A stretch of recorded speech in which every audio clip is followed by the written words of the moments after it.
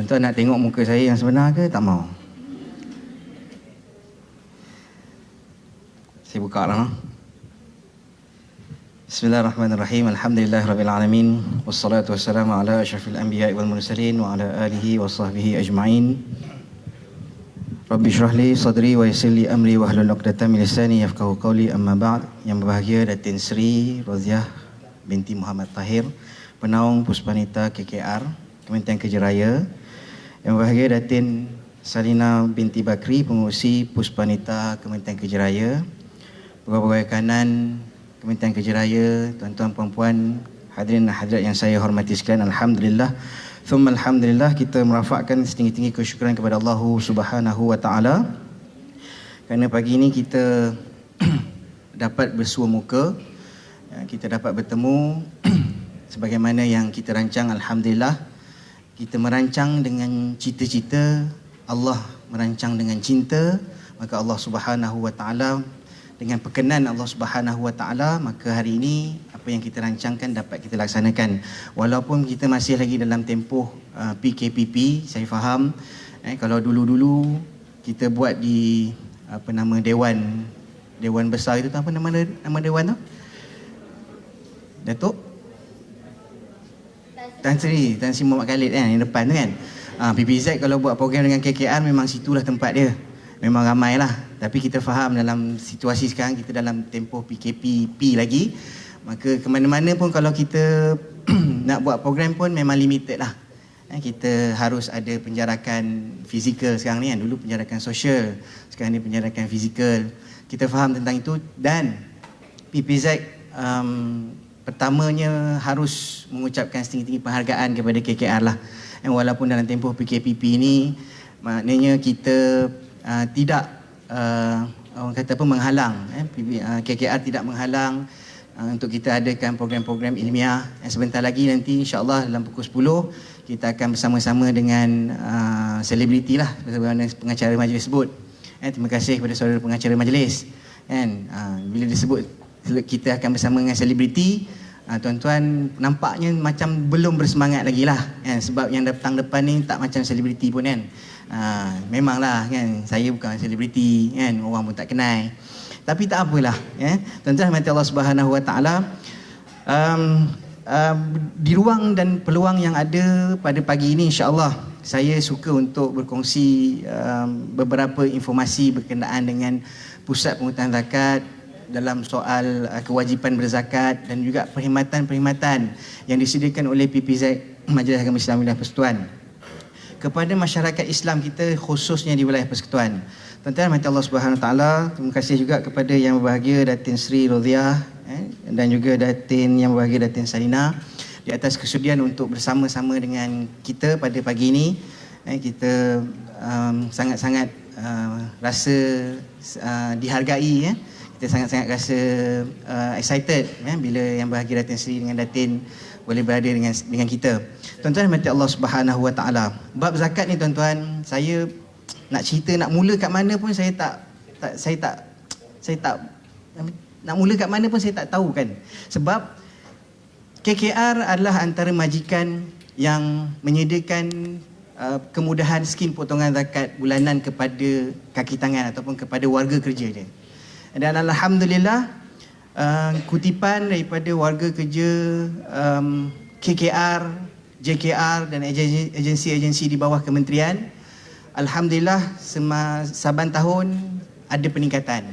Dan KKR juga merupakan majikan yang menerima wakalah majikan daripada Majlis Agama Islam Wilayah Persekutuan untuk pihak kementerian mengagihkan kepada warga kerja yang mungkin tergolong dalam golongan asnaf ataupun warga kerja yang mungkin menghadapi kesusahan ataupun ditimpa musibah dan sebagainya. Alhamdulillah.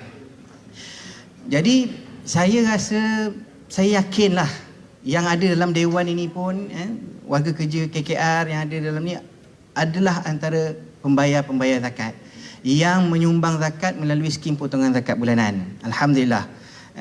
Jadi tuan-tuan yang rahmati Allah Subhanahu Wa Taala, walau bagaimanapun kita harus dan PPZ perlu untuk menyatakan bahawa setiap tahun kita perlukan kepada peningkatan jumlah zakat lah.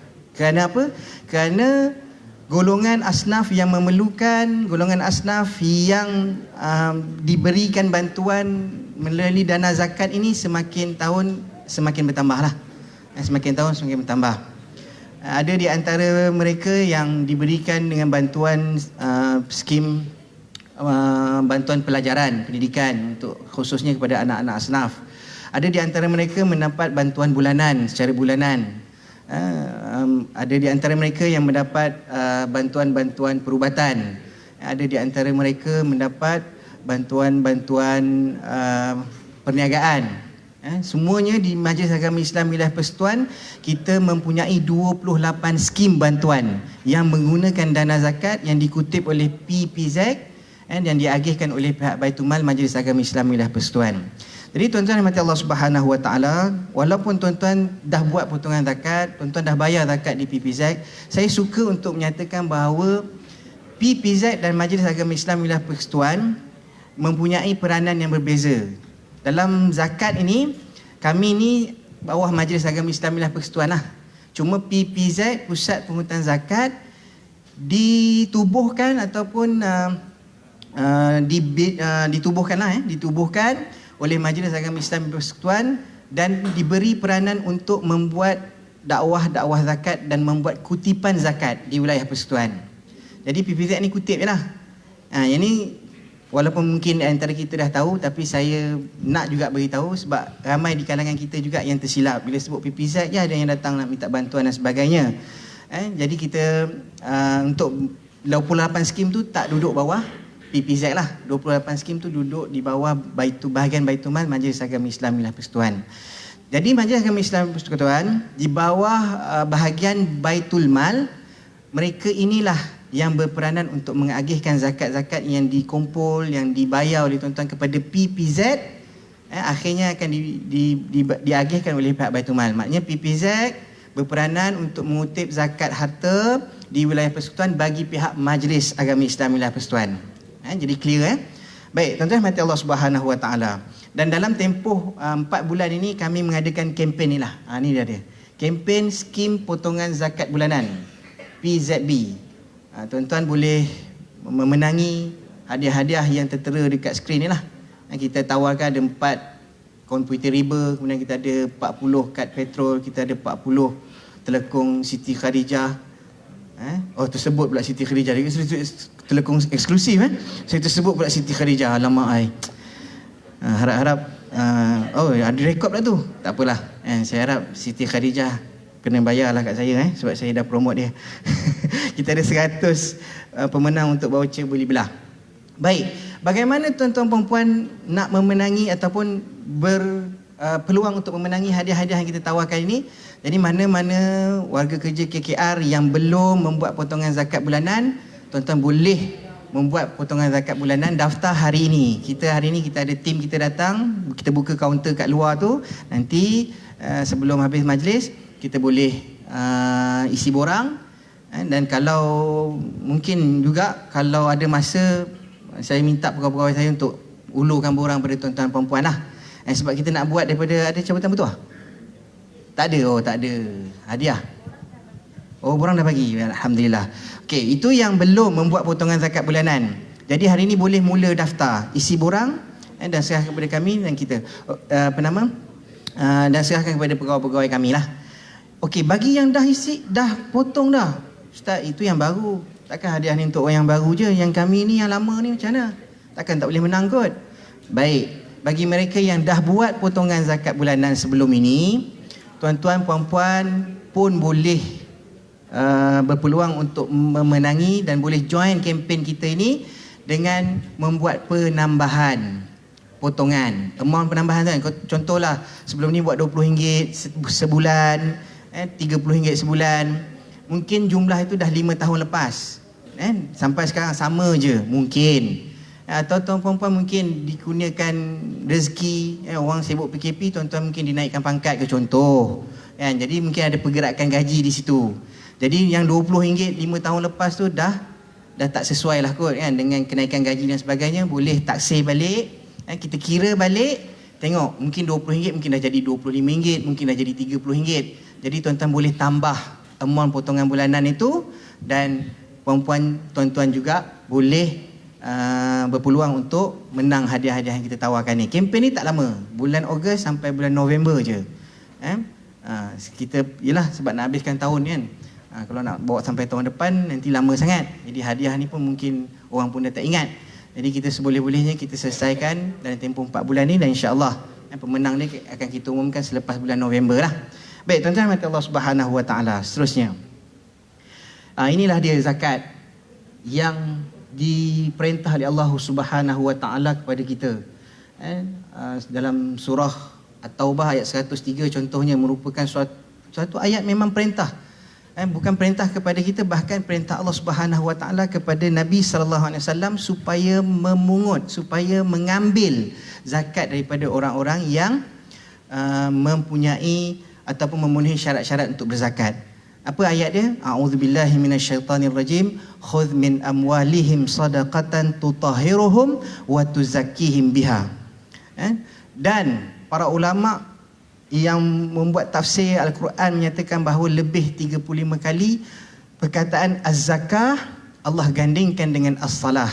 Contoh ayatnya, a'udzubillahi minasyaitonirrajim wa aqimus salata wa atuz zakah wa ati'ur rasul la'allakum turhamun, surah An-Nur. Nak menunjukkan bahawa peri pentingnya az-zakat, nak menunjukkan bahawa pentingnya untuk orang-orang Islam menunaikan zakat. Allah gandingkan dengan kewajipan as-salah. Bila sebut salat itu suatu yang sangat-sangat diutamakan, maka gandingan dia ialah zakat. Salat antara kita dengan Allah Subhanahu Wa Taala. Zakat, Allah nak tunjuk kepada kita bahawa kita dalam kehidupan kita, kita ada hubungan dengan manusia. Dalam kehidupan kita, Allah ada jadikan di antara kita ni orang-orang yang senang. Allah jadikan di antara kita ada orang-orang yang lebih. Dan pada masa yang sama Allah jadikan juga di antara kita orang-orang yang mungkin diuji dengan kesusahan. Dan Allah jadikan di antara kita ada orang-orang yang kurang. Jadi apakah fungsi, apakah peranan orang yang lebih terhadap orang yang kurang? Maka Allah Subhanahu Wa Taala menyatakan tentang kewajipan zakat. Allah perintahkan kepada Nabi sallallahu alaihi wasallam supaya mengambil zakat daripada orang yang lebih ini untuk diberikan kepada orang-orang yang kurang. Jadi dalam konteks ini dulu orang sebut orang kaya kepada orang miskin. Jadi bila kita nak dakwah zakat, kita sebut kaya kepada miskin. Orang kata saya tak kaya lagi ustaz, macam mana nak zakat? Ke situ pula dah. Dalam soal maknanya kaya itu, dalam soal kita nak infakkan harta kita di jalan Allah Subhanahu Wa Taala, bukanlah syaratnya kaya. Tetapi jika kita ada kelebihan, jika kita ada kemampuan, kita ada kelebihan yang Allah beri rezeki kita lebih daripada orang lain, maka bantulah. Dan dalam bab zakat ini, dia termasuk dalam infak fi sabilillah lah. Zakat ini dia termasuk dalam perkara ataupun dalam konteks ataupun dalam bab infak. Ada di antara kita kata mesti zakat ke? Kan? Kalau kita tak zakat tak boleh ke? Baik, infak ni luas. Allah Subhanahu Wa Taala perintahkan kepada kita supaya belanjakan harta kita ke jalan Allah Subhanahu Wa Taala. Ada yang Allah perintahkan dengan cara wajib, ada yang Allah perintahkan dengan cara sunat. Zakat contohnya, dia adalah suatu kewajipan. Infak fi sabilillah yang Allah tuntut dan Allah perintahkan dengan jalan wajib. Maka dalam kita nak infak fi sabilillah, dalam persoalan yang saya janji tadi, kalau kita tak zakat tak boleh ke? Kita tak boleh ke sedekah, kita tak boleh ke buat hibah je, kita tak boleh ke buat wakaf saja. Baik, keutamaannya zakat di atas, barulah kita tambah ataupun kita laksanakan tuntutan-tuntutan infak dengan jalan yang sunat. Maknanya kalau kita dah zakat, boleh tak dapat lagi kelebihan-kelebihan infak? Boleh. Apa nak buat? Sedekah. Apa lagi? Kalau kita ada mungkin lebih lagi, kita boleh wakaf, kita boleh hibah. Ini semua perkara yang saya sebut ini, dia termasuk dalam bab infak fi sabilillah. Cumanya dalam bab zakat ini, kerana ia merupakan suatu perintah secara wajib, maka kita utamakan dulu yang wajib, zakat, barulah selepas itu kalau kita ada kelebihan-kelebihan lain, kita boleh buat sedekah, hibah, wakaf dan sebagainya. Baik, begitulah juga dalam soal contoh yang apa lain, yang ada sunat, yang ada wajib. Contoh dalam solat lah, kita ada solat 5 waktu yang wajib. Ada tak orang, saya tak nak solat 5 waktu, boleh tak Ustaz? Saya buat qiyamul lail je, saya buat duha je. Boleh ke? Tak boleh. Maka utamakan dulu yang wajib dijaga. 5 waktu jangan tinggal. Kemudian ditambah qiyamul lail, duha. Begitulah. Contoh dalam bab apa lagi? Puasa. Tak apalah Ustaz, saya tak puasa Ramadan lah. Sebab saya dah puasa Muharram, Syakban, saya dah puasa dah. Rejab, Syakban, Muharram semua saya puasa dah. Kan? Jadi bila sampai Ramadan, saya rasa saya nak berehat, saya tak mau puasa. Betul ke tak betul? Tak betul. Ramadan wajib puasa sebulan. Maka dijaga yang Ramadan, puasa sebulan itu harus dijaga, diutamakan, dan kemudian barulah hari-hari yang lain dan bulan-bulan yang lain kalau kita nak puasa sunat, silakan. Baik tuan-tuan, mati Allah Subhanahu Wa Taala. Kadar zakat harta ialah 2.5% sahaja, tidak berubah tuan-tuan. Jangan ada orang datang pada kita PPZ, Ustaz, tahun ni berapa kadar zakat? Kan? Kita kata 2.5%, tahun lepas 2.5% juga. Tuan, ini bukan BFR, ini bukan BLR, yang turun naik. Kadar zakat 1/40 disebut dalam hadis Nabi SAW. Maka kadar 1/40 itu kalau kita convert kepada percentage, jadilah 2.5%. Baik, tuan-tuan mati Allah SWT, ni jenis-jenis zakat harta. Baik, kenapa kita buat jenis-jenis zakat harta? Kenapa kita ada pecah-pecahan?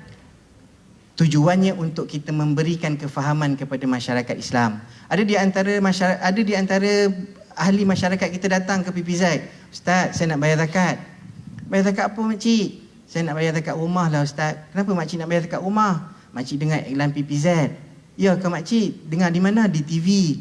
Berapa kadar dia? 2.5% Ustaz. Oh, jadi makcik sungguh nak bayar zakat rumah? Sungguh Ustaz. Makcik 2.5% tu daripada rumah makcik nak suruh saya ambil pintu depan ke pintu tandas? Oh, makcik tak apa nak faham lah Ustaz. Makcik begini makcik. Harta rumah makcik sebut tu memanglah itulah harta makcik. Tapi makcik tinggal di situ kan? Ya Ustaz, makcik tinggal di situ. Makcik duduk di situ kan? Ya. Makcik tidur di situ kan? Ya. Makcik makan situ kan? Ya Ustaz, berapa banyak tanya? Kan? Jadi kata makcik, rumah sungguh harta kepada makcik. Tapi harta yang tidak dikenakan zakat kerana rumah itu makcik duduk, makcik tinggal, menjadi tempat perlindungan makcik. Melainkan kalau makcik ada rumah lain, makcik sewa, contoh. Jadi atas sewa rumah makcik tu baru kena zakat. Bukan zakat atas rumah. Zakat atas sewa rumah. Jadi kita pecahkan, ada pendapatan, ada wang simpanan, saham, emas, perak, KWSP, perniagaan dan sebagainya, ini untuk memberi kefahaman kepada masyarakat kita. Baik tuan-tuan, Allah SWT. Saya teruskan kepada, inilah satu nilai tambah yang kita offer lah, kita tawarkan kepada pembayar zakat kita. Tuan-tuan perempuan sedar tak? Sebelum ni tak ada apa-apa. Bayar zakat ni sungguh memang orang kata tak mengharapkan kepulangan langsung lah. Kita memang bayar zakat, serahlah kat PPZ. Pandai-pandailah mawid macam mana nak agih. Kita tak mau ambil tahu langsung. Tetapi di peringkat pengurusan PPZ kita berfikir, bukan saya lah pengurusan, maknanya ahli lembaga pengarah dan barisan pengurusan, sampai satu tahap berfikir, apakah mungkin yang kita boleh bantu balik pembayar zakat kita? Ada yang kata, kita boleh tak kita buat macam bank, orang bayar zakat betul kita bagi dividen? Mana boleh, ni zakat, ni bukannya bank. Kan? Fikir macam nak buat. Maka akhirnya timbullah satu idea, kita tawarkan skim kafalah muzaki, iaitu satu sumbangan khairat kematian. Kepada siapa? Kepada waris pembayar zakat kita. Saya katalah saya ni kerja di KKR. Saya buat potongan zakat bulanan. Sampai satu masa saya dipanggil oleh Allah Subhanahu Wa Taala, meninggal saya. Saya ni bayar di PPZ ni. Saya meninggal. Jadi waris saya sama ada isteri saya ataupun anak-anak saya boleh datang ke PPZ bermaklum, Encik, ayah saya Syafiq yang kerja kat KKR tu, kan, yang macam Cina-Cina tu, meninggal dah. Oh ya ke? Ada bukti. Dia pun tunjuk surat kematian apa semua. Okey, kita pun cek. Oh sungguhlah ayah adik Ayah encik ada buat potongan zakat di PPZ. Jadi waris ini kita akan berikan dia 3,000 sehingga RM3,000. Waris ni kita akan berikan dia sehingga RM3,000 sebagai satu bantuan. Baik, kenapa berikan sumbangan khairat kematian? Tuan-tuan, besar di sudut hati maknanya ahli lembaga pengarah, barisan pengurusan. Macam manalah kita nak balas balik jasa tuan-tuan perempuan yang bayar zakat kat kita. Masa hidup tuan-tuan adalah hero, bukan hero kepada asnaf. Kalau tuan-tuan perempuan tak bayar zakat, macam mana Mawib nak santuni asnaf-asnaf? Kalau tuan-tuan tak datang ke PPZ, hulurkan zakat tuan-tuan perempuan, bagaimana mampu Mawib nak bantu asnaf? Maka bila tuan-tuan, salah tu. Bila pembayar zakat kita, bila sebut tuan-tuan meninggal, itu kan seolah-olah macam nak suruh tuan-tuan meninggal pula kan. Bila pembayar zakat kita meninggal, kita tampil dengan jumlah bantuan sehingga RM3,000 kepada waris. Mudah-mudahan dapat sikit tolong ahli waris pembayar zakat kita yang meninggal dunia. Kalaupun lah mungkin jumlah tu ada orang kata banyak, ada orang kata tak banyak. Kita bukan soal banyak atau sikit, tetapi peringkat awal berlaku kematian, itulah mungkin saat yang paling sukar kepada waris. Maka kita bantu, mudah-mudahan di peringkat awal kematian tu waris adalah duit untuk guna untuk nak uruskan tentang hal-hal tuntutan harta dan sebagainya dengan duit yang PPZ sumbangkan ni. Baik tuan-tuan, rahmati Allah Subhanahu Wa Taala. Seterusnya kepada skim potongan wakalah. Ini satu lagi dasar yang ada di PPZ dan juga Majlis Agama Islam Wilayah Persekutuan. Wakalah ini ialah kita kembalikan sejumlah wang daripada jumlah zakat yang dibayar kepada PPZ untuk dipulangkan kepada pembayar zakat kita untuk diagihkan sendiri.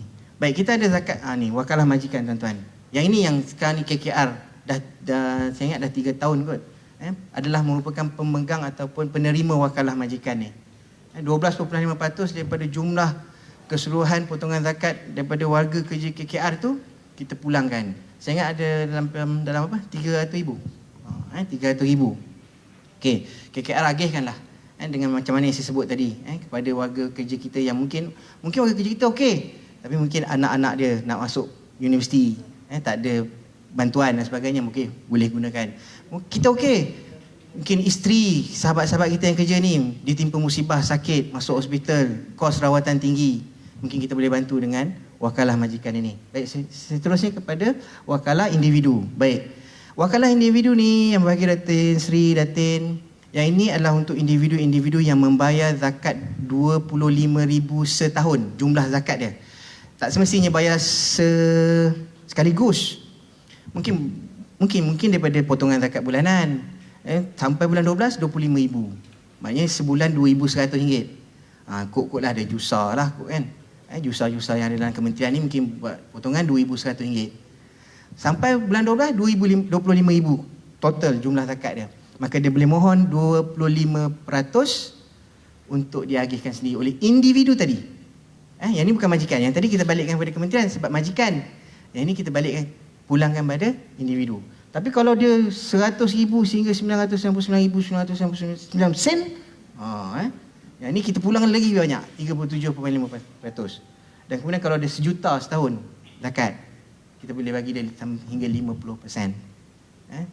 Jadi ini antara yang kod-kod ada di antara kita yang boleh membayar zakat dengan jumlah-jumlah tu. Itulah wakalah yang boleh diterima. Baik, skim PZB tuan-tuan. Yang ni saya buat kempen tadi kan, yang saya sebut pakai kempen. PZB ni pasal apa kita kempen orang buat potongan zakat bulanan? Baik, satunya tuan, puan, syarat untuk kafalah muzaki yang saya sebut tadi, bayaran zakat tuan-tuan perempuan mesti konsisten, jangan terputus. Kaedah apa lagi yang kita nak buat supaya kita tak putus potongan zakat bulanan kita, potongan zakat kita atau pembayaran zakat kita? Potongan zakat bulanan lah. Tiap-tiap bulan potong. Mudah. Kan? Jadi syarat kafalah muzaki tadi dia kena konsisten. Tiap-tiap tahun mesti mai bayar dekat PPZ. Jadi inilah cara yang terbaik. Tiap-tiap bulan potong, selagi kita tak bersara, maka selagi itulah potongan itu akan berjalan dan insya-Allah tak akan terputus lah. Kemudian dia sangat mudah tuan-tuan perempuan. Mudah pasal apa? Dapat gaji tuan-tuan perempuan, zakat dah settle. Walaupun Petronas buat iklan suruh bayar minyak tu daripada dalam kereta je, dia kata settle. PPZ buat potongan zakat bulanan, dapat gaji, zakat dah settle. Tuan-tuan, kan mudah kan? Kalau kita nak pergi ke kaunter PPZ, ya Allah kan, duduk kat Kuala Lumpur ni jangan ceritalah, dekat pun jadi jauh kan. Jadi inilah kemudahan. Kemudahannya apa lagi? Tentang cash flow lah. Cash flow tuan-tuan, dapat gaji, zakat dah settle. Tuan-tuan perempuan nak guna, nak belanja, nak enjoy dengan duit gaji tu, silakan, tak ada orang kacau dah kan. Nak bawa anak pergi melancong dan sebagainya, silakan, zakat dah settle. Jadi kita tak kacau cash flow kita. Dan seterusnya, sebenarnya PZB boleh diselaraskan dengan PCB. PCB ni apa dia? Potongan cukai bulanan. PZB, potongan zakat bulanan. Yang inilah sesuatu lagi, orang kata kelebihan lah, yang kita ada sebagai umat Islam di Malaysia. Apabila kerajaan kita membenarkan individu yang membayar zakat boleh mendapat rebate daripada cukai pendapatan individu. Jadi, tuan-tuan yang perempuan yang kena PCB contohnya, katalah kena 100, tuan-tuan buat zakat RM70. Potong tetap 100, tetapi dia pecah dua. 70 kepada zakat, 30 kepada lembaga hasil dalam negeri. Baik. Dia takkan mengurangkan tuan-tuan punya pendapatan lah, gaji yang bersih tu lah. Katalah 100, tak nampak, okey. Contohlah, ada di kalangan kita yang mungkin dia punya cukai dia lagi besar, mungkin 800 sebulan, dia buat zakat 500. Dia kena potong tetap 800, 500 pergi kepada zakat, 300 pergi kepada lembaga hasil dalam negeri. Okey, itu situasi pertama. Situasi kedua, katalah dia kena PCB 100. Dia nak buat zakat 100. Macam mana pula PCB dengan zakat boleh sama? Sedangkan kadar zakat 2.5% je. Baik, ada di antara kita yang mungkin dulu-dulu tak buat bayaran zakat lagi. Bila kita kenalkan PZB, mereka nak buat bayaran untuk qada zakat yang lepas-lepas. Kerja dah 5 tahun dah dengan KKR. Tapi sebelum ni tak tahu ada potongan zakat bulanan. Bila kita datang, dia kata, okey, kira-kira zakat patutnya dalam RM20 lah, RM25 contohnya. Tapi Ustaz, saya tak pernah bayar lah zakat pendapatan ni. Macam mana saya nak buat? Saya dah 5 tahun dah kerja dengan KKR ni, tak pernah buat. Jadi buat qada. Tambahkan, patutnya RM25 sebulan, jadi 100 sebulan. Jadi 100 sebulan. PCB patut 100 ni. 100 potong daripada gaji, 100 pergi kat lembaga, 100 pergi kat zakat, kosong bayaran untuk PCB ke lembaga hasil dalam negeri. Yang ini bukan scam, bukan scammer. Jangan risau. Yang ini ada dalam jadual kaedah 3 lembaga hasil dalam negeri, dan juga termaktub dalam Akta Cukai Pendapatan Individu 1967. Disebut bahawa individu yang membayar zakat kepada pihak berkuasa zakat boleh mendapat rebate daripada cukai pendapatan individu. Bukan scammers. Cuma ayat lembaga hasil je kita tak bubuh dalam ni. Akta tu ada. Akta Cukai Pendapatan Individu 1967 kurungan 3, tak silap saya.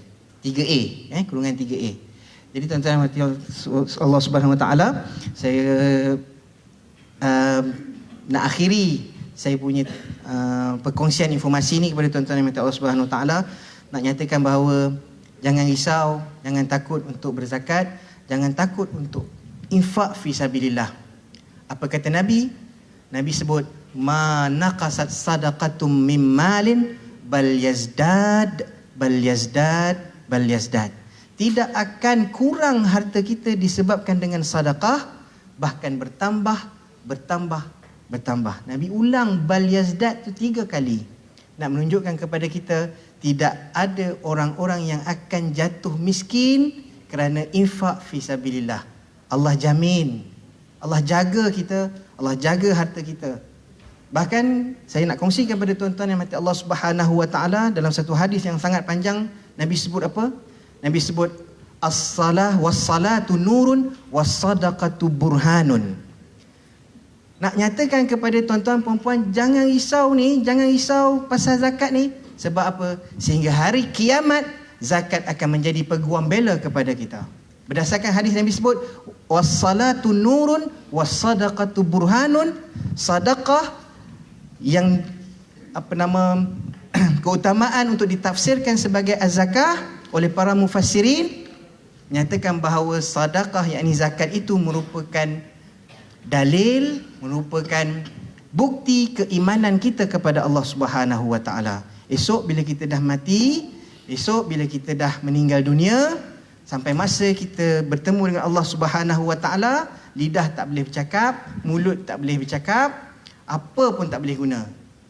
Jadi apa yang nak dibuktikan tentang apa kebaikan-kebaikan kita? Amalan kita. Dan antaranya ialah az-zakah. Dia akan menjadi bukti keimanan kita kepada Allah Subhanahu wa taala hingga hari akhirat. Dia akan menjadi peguam bela kepada kita. Bila Allah kata, tanya pada kita, engkau adalah beriman ataupun tidak? Bukan lidah yang akan jawab, bukan mulut yang akan cakap, tapi amalan-amalan kita termasuk zakat. Zakat akan datang menyatakan bahawa aku adalah zakat, aku adalah bukti dia beriman kepada engkau. Jadi tuan-tuan mati Allah Subhanahu wa taala, mudah-mudahan kita buat bayaran zakat ini kerana ketaatan kita kepada Allah Subhanahu wa taala, dan mudah-mudahan Allah Subhanahu wa taala akan mengurniakan keberkatan kepada kita, keberkatan hidup, dunia dan akhirat. Allah pelihara kita, yang penting Allah jaga kita, jaga anak-anak kita, jaga pekerjaan kita, dan jaga seluruh masyarakat muslim kita. Mudah-mudahan dengan zakat ini akan dapat memberikan kebaikan kepada kita dunia dan di akhirat. Dengan zakat kita bantu orang lain, dengan zakat kita dapat tolong asnaf, dengan zakat kita dapat menyempurnakan kehidupan orang yang kurang daripada kita, insya-Allah. Mudah-mudahan sekadar itu dahulu saya sudahi dengan wabillahi taufiq wal hidayah. Wassalamualaikum warahmatullahi wabarakatuh. Terima kasih.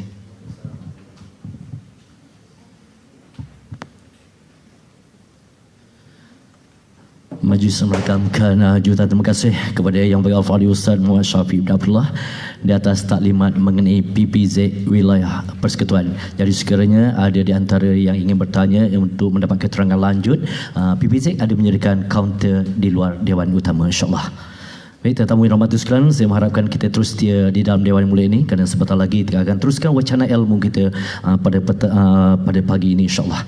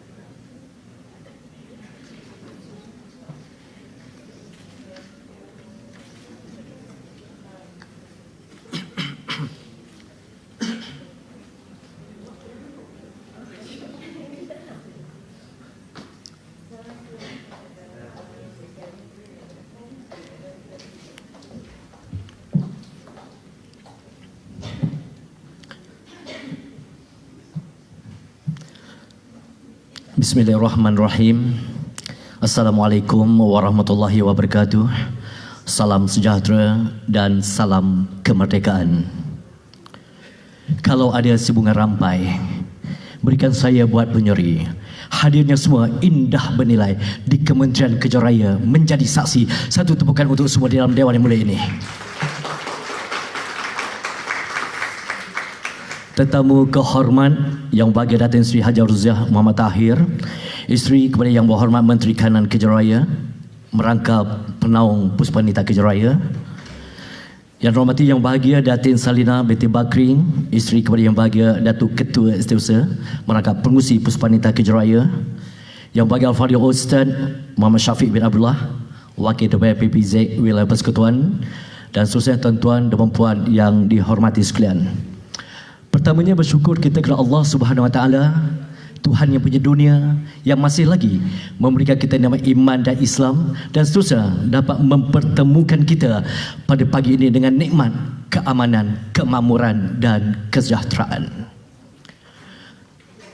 Buat apa kita ke rumahnya kalau tidak dianggap sebagai tetamu? Buat apa kita berkumpul semuanya kalau tidak ke majlis ilmu?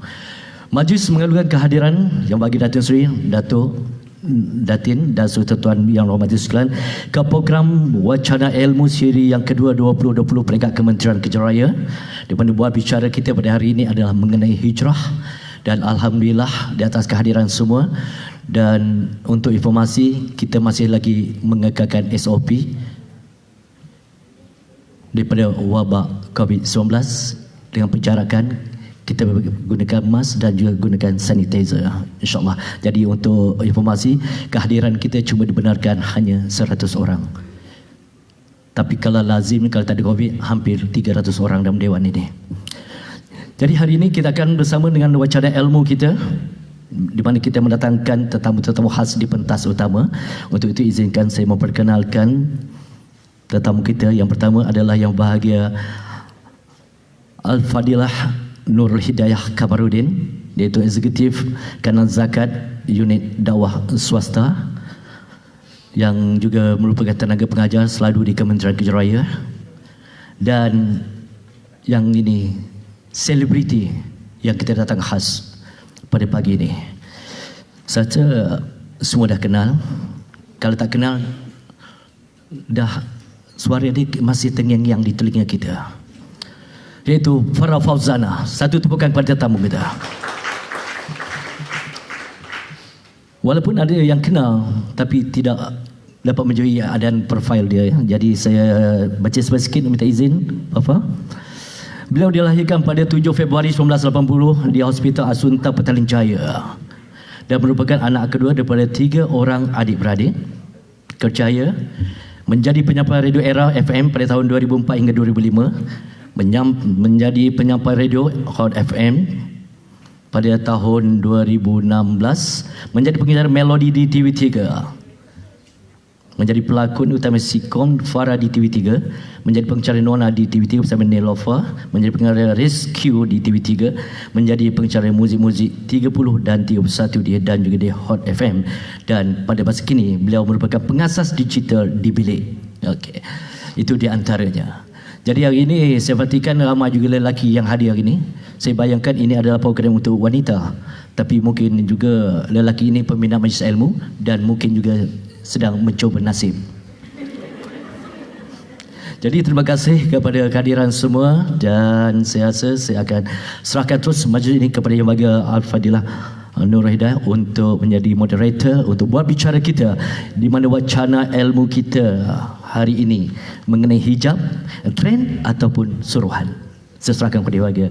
Silakan untuk teruskan atau cara maju. Dan masa saya berikan sampai 11.30. Campur dengan kecederaan 11.45. InsyaAllah. Teruskan.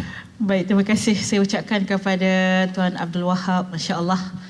Alhamdulillahirabbil alamin, wassalatu wassalamu ala asyrafil anbiya'i wal mursalin wa ala alihi wa sahbihi ajma'in. Wa hayyikum bittahiyatil Islam. Assalamualaikum warahmatullahi wabarakatuh. Macam ada 10 orang je. Kata 100. Sekali lagi ya. Assalamualaikum warahmatullahi wabarakatuh. Baik, alhamdulillah, syukur kehadirat Allah Subhanahu wa taala. Pada pagi ini kita dapat bersama-sama dalam bicara hijrah, bicara yang kita kata bertepatan dengan waktu kita baru sahaja menyambut Ma'al Hijrah tahun 1442 Hijriah yang masih lagi ada semangat baru. Jadi kita akan mengambil masa ini untuk kita sama-sama memperbaharui niat kita, azam kita pada tahun baru.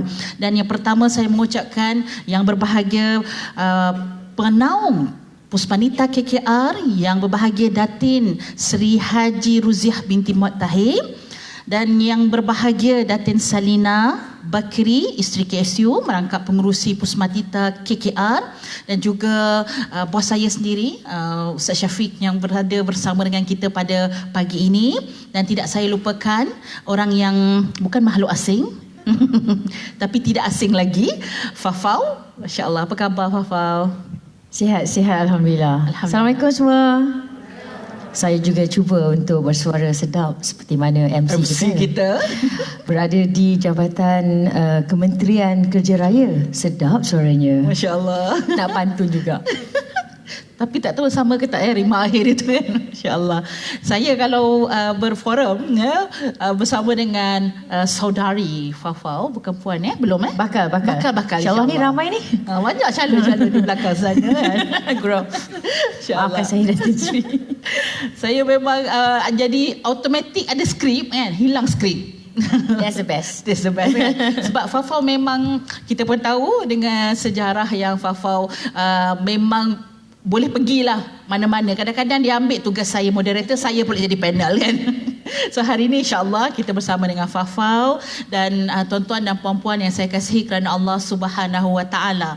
Suatu yang kita sangat-sangat indah bila kita sebut berkaitan dengan Ma'al Hijrah ini ialah apa sahaja yang berlaku dalam kehidupan Nabi sallallahu alaihi wasallam.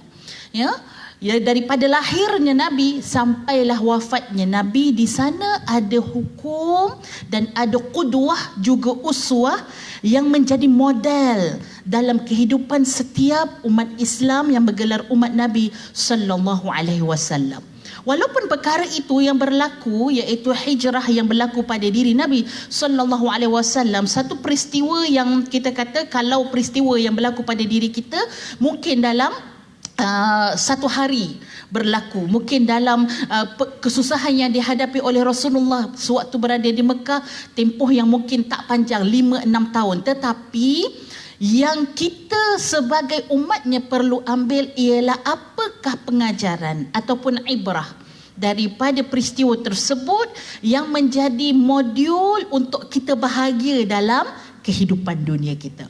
Kalau kita tidak ambil, sahabat-sahabat, tuan-tuan, puan-puan, maka rugilah kita menjadi umat Nabi sallallahu alaihi wasallam kerana sudah ditunjukkan di hadapan kita bagaimana kita nak lakukan. Cuma hari ini tak payahlah kemas baju. Datin takut dia orang lepas ni semua kemas baju nak berhijrah.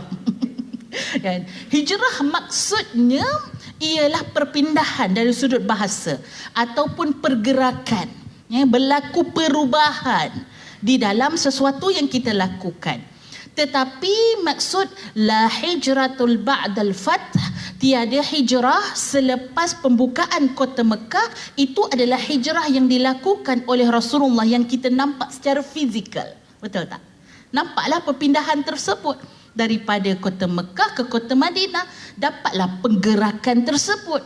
Tapi yang kita nak ambil ibrah ataupun pengajarannya, faedahnya pada hari ini, bagaimana kita hari ini ada perkara-perkara yang berlaku dalam diri kita yang kita perlu buang, yang kita perlu tinggalkan, yang kita perlu pindah daripada maksiat kepada ketaatan, daripada lalai kepada ingat, daripada dosa kepada pahala, daripada pentingkan diri sendiri kepada prihatin. Dan itulah yang kita dimomokkan selepas kita menghadapi sama-sama ibu-ibu, ayah-ayah, pandemik COVID-19.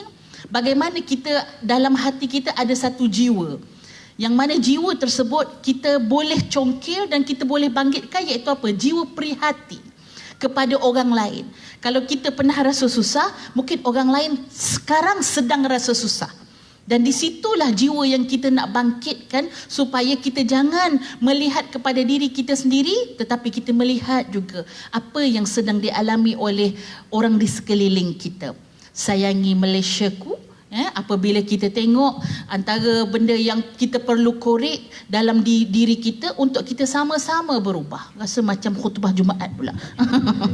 Walaupun saya tak pernah jadi khutbah Jumaat kan. InsyaAllah. Terima kasih kepada tuan-tuan puan-puan. Kita bermula insyaAllah hari ini mengambil faedah ataupun apakah modul daripada hijrah yang Nabi ajar kepada kita. Kita pergi kepada tajuk kita secara khususnya ialah hijab, suruhan ataupun trend, kan? Saya mula-mula dapat tajuk ni daripada Puan Syafiqah, Cik Syafiqah yang menguruskan program pada hari ini. Mungkin sudah berbincang dengan Ustazah Husna. Ustazah, kita ada crowd lelaki, kan? Kita pasal hijab ni orang perempuan je kot datang ni, kan? Tapi ada orang lelaki ni macam mana? Baik, jadi kita sebut, kita meraihkan sahabat-sahabat lelaki kita pun pastinya ada isteri yang sudah berkahwin, kan? Ada anak perempuan, paling kurang dia ada ibu kalau tak berkahwin lagi, kan? Paling kurang mungkin dia ada adik-beradik perempuan. Yang mana di sana adanya perintah ataupun yang kita tengok pada ini, adakah hijab ni sebagai satu trend ataupun sebagai satu ikut-ikutan lah dalam bahasa Melayunya. Yang itu kita nak tengok pada hari ini, insya-Allah. Fafau sendiri mungkin sudah melalui satu fasa tersebut, kan? Fasa dahulu dan fasa sekarang yang comel molek ni, kan? Comel lote. InsyaAllah. Jadi kita nak tengok sahabat-sahabat bagaimana yang Fafau rasakan sewaktu Fafau berada dalam keadaan yang dahulu. Fafau rasa ada tak sokongan, maksudnya orang mengherdik ke, ataupun kalau Fafau nak pakai tudung tu, nak berhijab tu, ada sokongan daripada sekeliling? Okey, baik. Itulah soalan pertamanya. Masya-Allah. Bismillahirrahmanirrahim.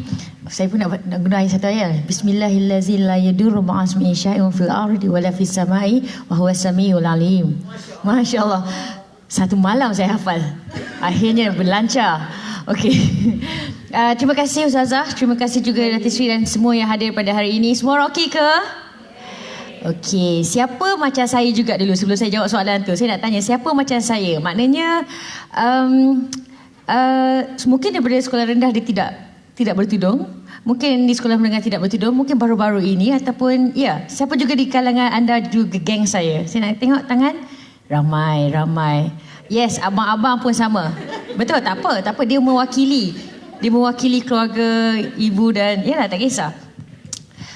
Beruntungnya itulah bila saya sendiri sejujurnya saya baru berhijrah ni dari segi hijab, pemakaian hijabnya I think about 5 to 6 years ago. Kiranya sama dengan tragedi MH370 tu.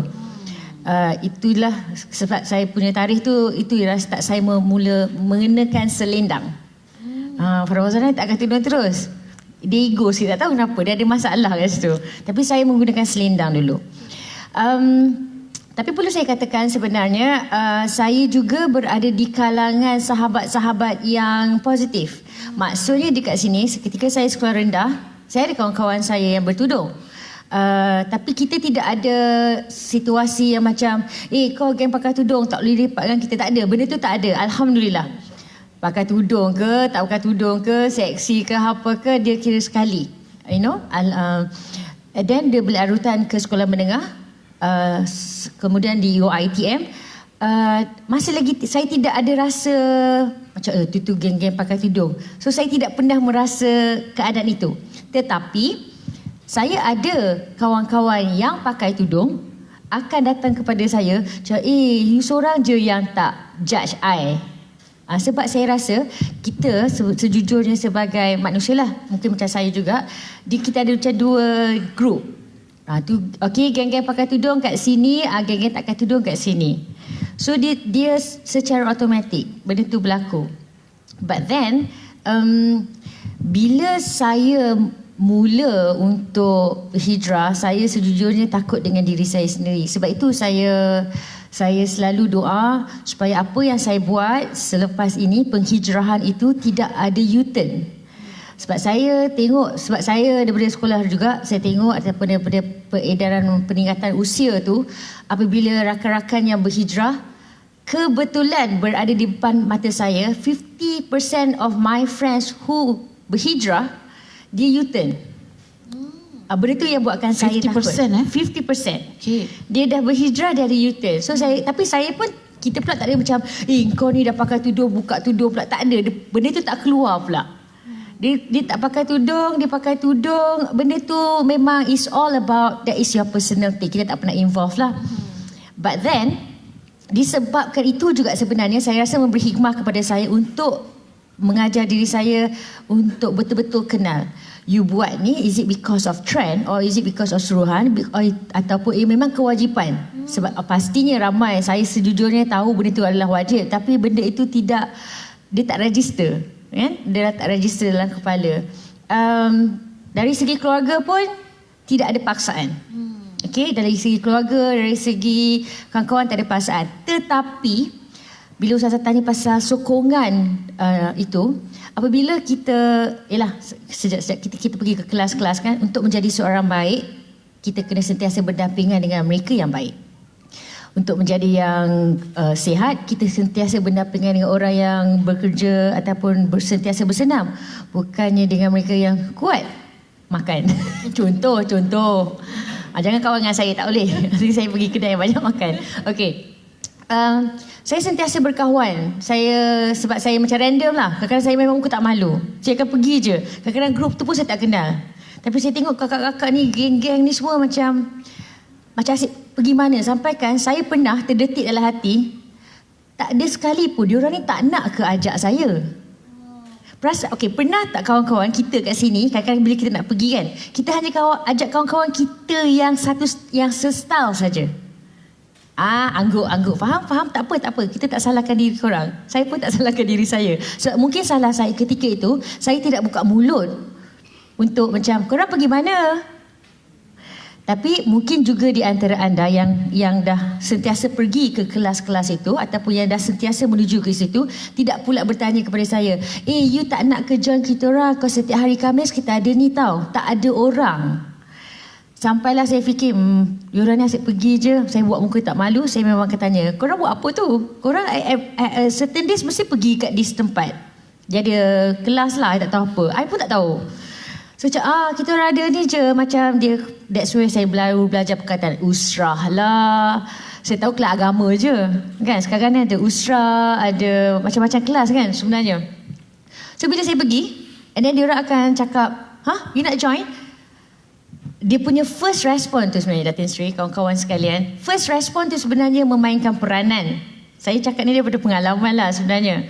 First response tu yang memainkan peranan untuk orang yang macam saya nak mula berhijrah ni, sama ada anda akan membantu penghijrahan saya ataupun anda sebenarnya punca penangguhan hijrah saya. Wow, ayat tu. Wow. Tapi betul kan? Betul tak? Sebab kadang-kadang kita tak sedar.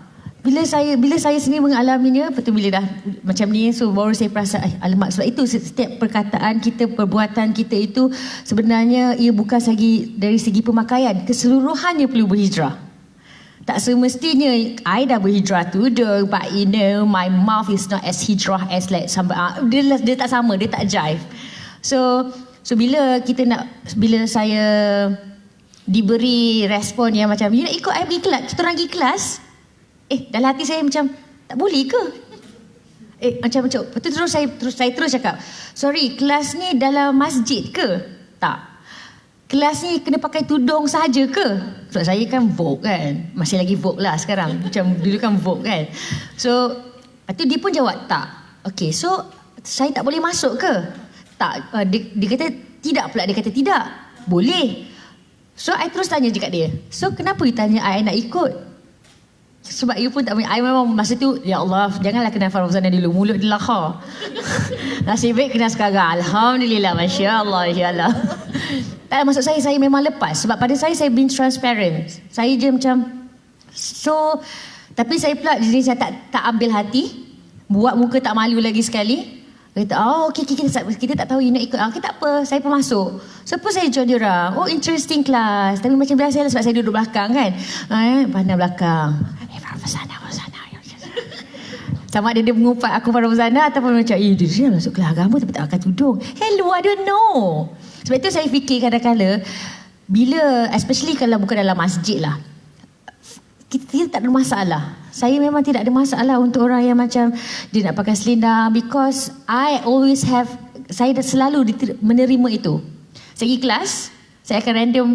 Sebab saya di radio Hot FM tu, saya habis bersiaran. Bukan habis kerja ya. Habis bersiaran jam 10 pagi Ustazah.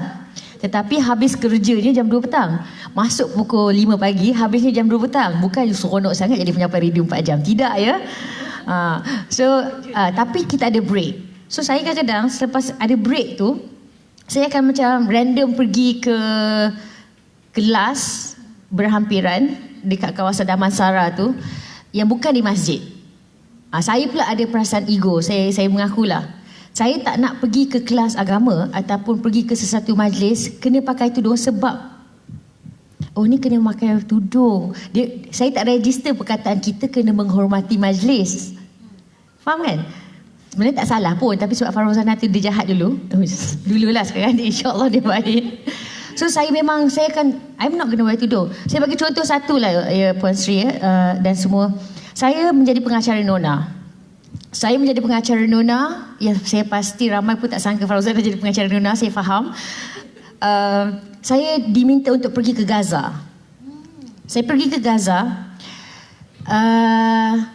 Of course lah, ibu saya kata macam, nanti pergi Gaza tu nanti pakailah tudung. Saya cakap, sebab saya buat homework. Dia kata tak, dia pun kata wajib pakai tudung kalau nak pergi ke Palestin. Dia kata, lepas tu kebetulan ketika itu mantan Perdana Menteri Datuk Seri Najib dan juga isteri pun baru saja pergi. Saya tengok Datin Sri pun tak pakai tudung. Saya pun cakap tak payah pakai tudung, benda tu tak wajib.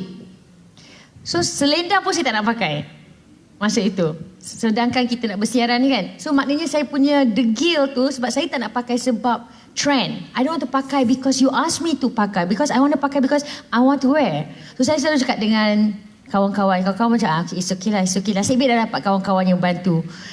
Cuma kelemahan saya di situ, tidak ada orang yang menerangkan betul tak payah pakai tetapi lebih manis. Tidak ada orang. Sebab itu kadang-kadang bila ada orang macam bagi kita macam teguran, dia sebenarnya saya selalu menerima apa saja teguran, sama ada negatif atau positif, is because orang tu sayang kita. So itulah dia. Saya alhamdulillah mendapat sokongan yang baik dan juga ni. Cuma saya harapkan kita ni yang dah mula berhijrah tidak memandang ataupun tidak support kawan-kawan kita yang baru mula ataupun terfikir untuk berhijrah.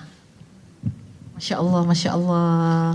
Panjang juga. Panjang juga. Itu round pertama. Yeah. Tapi memang kita dapat merasai seperti apa yang Fafa cerita tadi. Sebab Fafa cerita dengan pengalaman. Mungkin tak semua orang dia boleh jalan ceritanya sama. Hujungnya mungkin sama, tapi jalan ceritanya mungkin lain. Tapi dengan cerita Fafa tadi, kita orang merasai bahawa bagaimana Fafa rasa sendiri dalam keadaan begitu. Maksudnya ada perkara yang kita sebagai seorang yang mungkin dah biasa pergi majlis ilmu, apa orang kata pelawa-pelawa lah. Pelawa-pelawa. Kenapa tak dipelawai? Betul. Saya sambung sikit sudah. Saya sambung ya. Sikit je. Muka sambung pula. Gerak. Contoh, kebetulan saya dah berhijrah. Kebetulan saya memang kenal Heliza Helmi. Tapi kiranya tidak rapat. Kebetulan saya ada satu misi. Saya pergi ke Spain. Farzana, Heliza Helmi, Fin Jamal dan juga Diana Amir. Kita pergi satu misi bina masjid, Puan Datin Sri. Bina masjid orang. Bina masjid sendiri belum lagi masa tu. Dia lebih kepada misi bantuan membina masjid di Sepanyol. Ketika itulah. Tapi kat situ baru diorang mula mengenali saya. Dan saya pernah bertanya secara blunt. Sebenarnya I'm very blunt to Heliza. I say, Heliza, I always saw you guys ada this group artis yang pakai tudung je. So nampaklah kadang-kadang macam orang pun pergi kelas. Saya masih, yang sebelum berhijrah tu, saya pernah terfikir, yelah sebab kadang bila kita ke majlis macam ni, bila kalau bertanyakan soalan, kadang orang tak faham kerja kita. So bila saya pernah terfikir, macam mana nak pergi kat grup ni ya? Saya selalu fikir, kadang-kadang saya tanya, korang ada apa? Saya diorang macam ada kelas je. Tak adalah pula buka mulut, nak ikut ke? Tak ada. So bila saya berkesempatan, saya cakap, do you know that last time when you always go to the class, I always want to go. But you never ajak. Lepas tu terus macam, ya ke? Yes. Just maybe because I tak pakai tudung. Lepas tu sebab saya dah mula berkenalan dengan mereka dan saya banyak pergi ni, saya akan macam random. Saya selalu cakap dengan mereka, boleh tak saya ajak kawan-kawan saya? So itulah saya selalu dulu macam Zara Zia, Jihan Musa ketika tu. Saya selalu random. You nak pergi tak nak pergi tu, I tak kisah. Yang penting saya nak ajak diorang. Kita pun ajak kawan-kawan kita, whoever pun, just ajak. Later macam orang kalau 10 kali ajak, at least mesti kali yang ke-9 tu mesti datang. Atau dia dah fed up macam, daripada dia ajak aku lagi, aku pergilah sekali. Manalah tahu yang pergi sekali tu je lah punca dia. Kita tak tahu kan? Ya. Masya Allah. Saya teringat satu ayat. Bila Fafa share pada kita, dalam Al-Quran Allah sebut, wa ahsinu innallaha yuhibbul muhsinin. Allah kata, wahai manusia, buatlah baik. Buat baik. Dengan siapa-siapa pun, kalau kita boleh ajak, dan ajak tu benda ringan je kat mulut, tapi kita nak buat tu kadang-kadang berat kan, sebab kita mungkin kita dah judge dah, yang seseorang tu mungkin dia ni memang takkan berubah, dia ni ahli neraka. Ada orang mungkin dia letak dia dah letak satu kita kata apa, tembok, jadi dia rasa kawan ni memang takkan berubah. Walaupun yang benda lain dia boleh makan-makan dengan kawan dia, benda lain dia boleh buat aktiviti, tapi mungkin dia rasa bab agama dia ni memang tak boleh. Padahal dia tak pernah ajak kan. Kata Allah, buatlah baik. Sebab manusia tu dekat sangat dengan kebaikan. Dalam jiwa manusia ni, ibu-ibu, Allah bagi ayah-ayah, dia ada dua-dua benda. Satu, kita kata unsur kebaikan dan unsur keburukan. Dua-dua ada dalam jiwa manusia. Cuma siapa yang akan datang sentuh unsur tu? Kalau unsur tu disentuh ialah benda kebaikan, maka dia akan kejap dia terus bangun. Maksudnya orang sentuh macam mana? Contohlah ajak, seru, yang dalam Islam disebut sebagai dakwah. Dia bukannya tak nak kebaikan, tapi bukan tidak diajak. Jadi bila sekali dia sentuh, jomlah kan, cuba join lah sekali. Maka orang tadi bukan akan bangun terus. Sebenarnya memang saya nak pergi. Itu jiwa manusia. Dan jiwa manusia pun ada unsur negatifnya tu. Unsur buruk dalam jiwa manusia.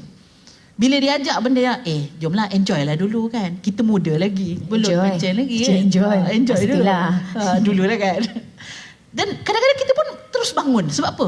Unsur tersebut ada. Dan unsur itu disentuh di dalam jiwa kita. Dan kita pun terus bangun dan melaksanakan perbuatan yang tak baik yang kita tak pernah buat, tapi sebab orang ajak. Dan kita pun buat. Tetapi Allah kata apa?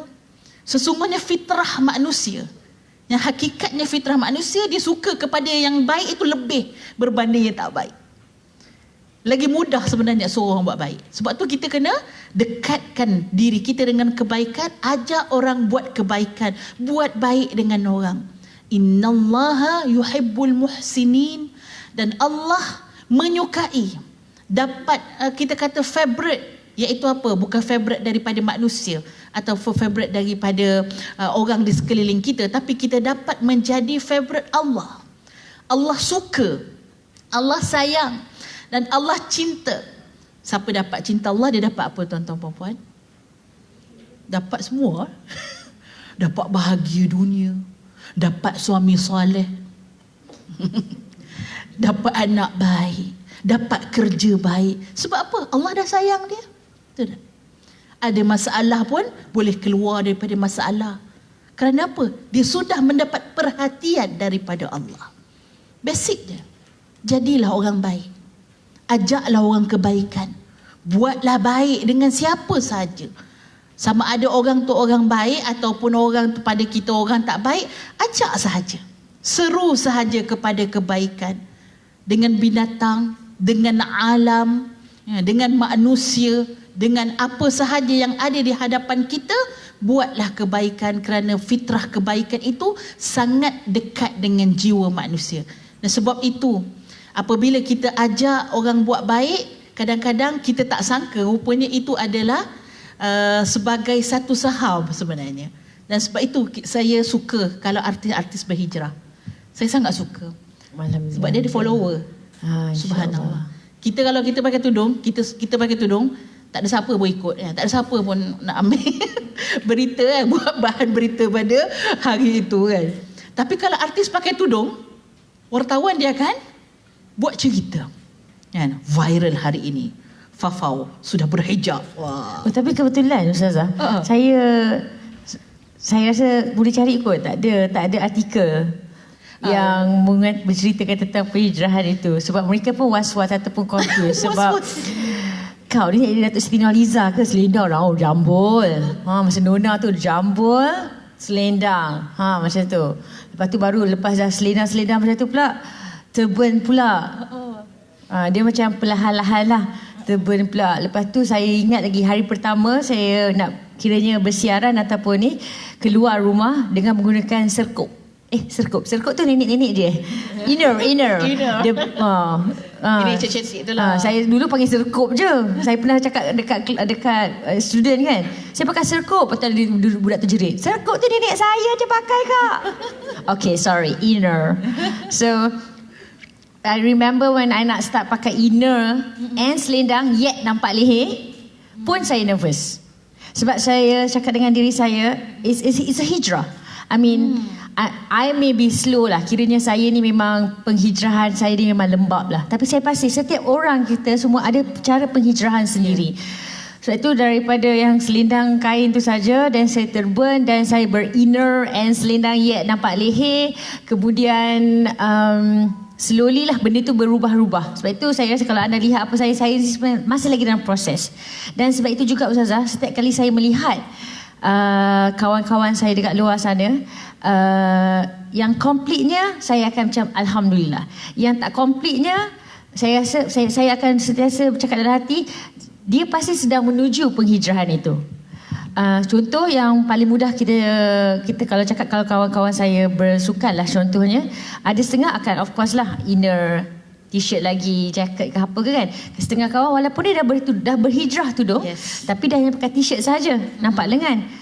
So pada saya itu mungkin dia punya stage, proses dia. So saya pernah dengar dan saya juga mengamalkannya. Setiap kali saya nampak tu, untuk selain daripada saya berkata benda yang macam kau ni dah kenapa pakai t-shirt tak ada lengan, instead of I say that, saya juga diajar dan saya cuba mengamalkannya insyaAllah. Saya hanya akan cakap, saya akan pandang ataupun kalau saya kenal, saya akan cakap insyaAllah mesti cepat ni. Kita doakan supaya penghijrahan itu dipermudahkan dan cepat.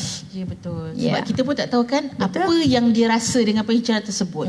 Mungkin kesusahan dan apa yang dihadapi, cabaran dia mungkin berbeza-beza. Ya, berbeza dengan kita. Dan dia sebenarnya dalam mujahadah. Selalu jumpa perkataan ni dahulu, mujahadah. Mujahadah. Mimwal, masya-Allah. Terus segar kat belakang tu. Dengan Fafa baca mengaji. Itu baru Jawi, sabar ya. Mujahadah kan. Dulu Fafa mungkin jumpa perkataan perjuangan kan. Lebih kurang lah sama. Okay. So mujahadah ialah bila kita nak hijrah, dia ada kesusahan, cabaran dan difficulty yang dia kena hadapi. Right. Dan sebab itu kita kata, betul macam Farah kata, dia adalah satu proses kan. Jadi tuan-tuan perempuan, kita adalah dalam satu proses. Kita bukan dah ultimate dah, maksudnya dah ujung dah. Maksudnya kita macam ni, okey, aku dah siap, aku dah tak payah ubah lagi kan? Siapa yang merasai bahawa dia dah ujung dah, maksudnya dah full stop, aku tak ada nak berhijrah lagi, aku tak nak tuntut ilmu lagi, aku tak nak apa-apa, aku dah okey dah. So bila dah dia rasa dia dah hujung tu, dia sebenarnya adalah mayat atau pembangkai yang bernyawa. Itu yang susah sebenarnya. Kan? Betul. Tak apa kalau kita rasa kita okey, aku masih belajar, aku masih berusaha, aku masih, ya kita cuba lagi untuk jadi orang yang baik, sebab nak dapat kata orang yang muhsin, ataupun kita kata orang yang baik. Sahabat-sahabat, saya terangkan tiga dia punya definisi. Orang zalim, orang adil dan orang baik. Okey? Selalu kita kata orang baik ni maksudnya orang dah okey, dia dah buat satu kebaikan pun kita dah kata orang baik dah. Tapi sebenarnya dari sudut pentafsirannya, orang yang zalim ialah orang yang melakukan kezaliman kepada orang lain. Orang zalim ialah orang yang buat zalim, buat benda yang tak sepatutnya pada orang lain. Yang kedua, orang yang adil. Orang yang adil ialah orang yang buat kebaikan kepada orang yang buat kebaikan pada diri dia.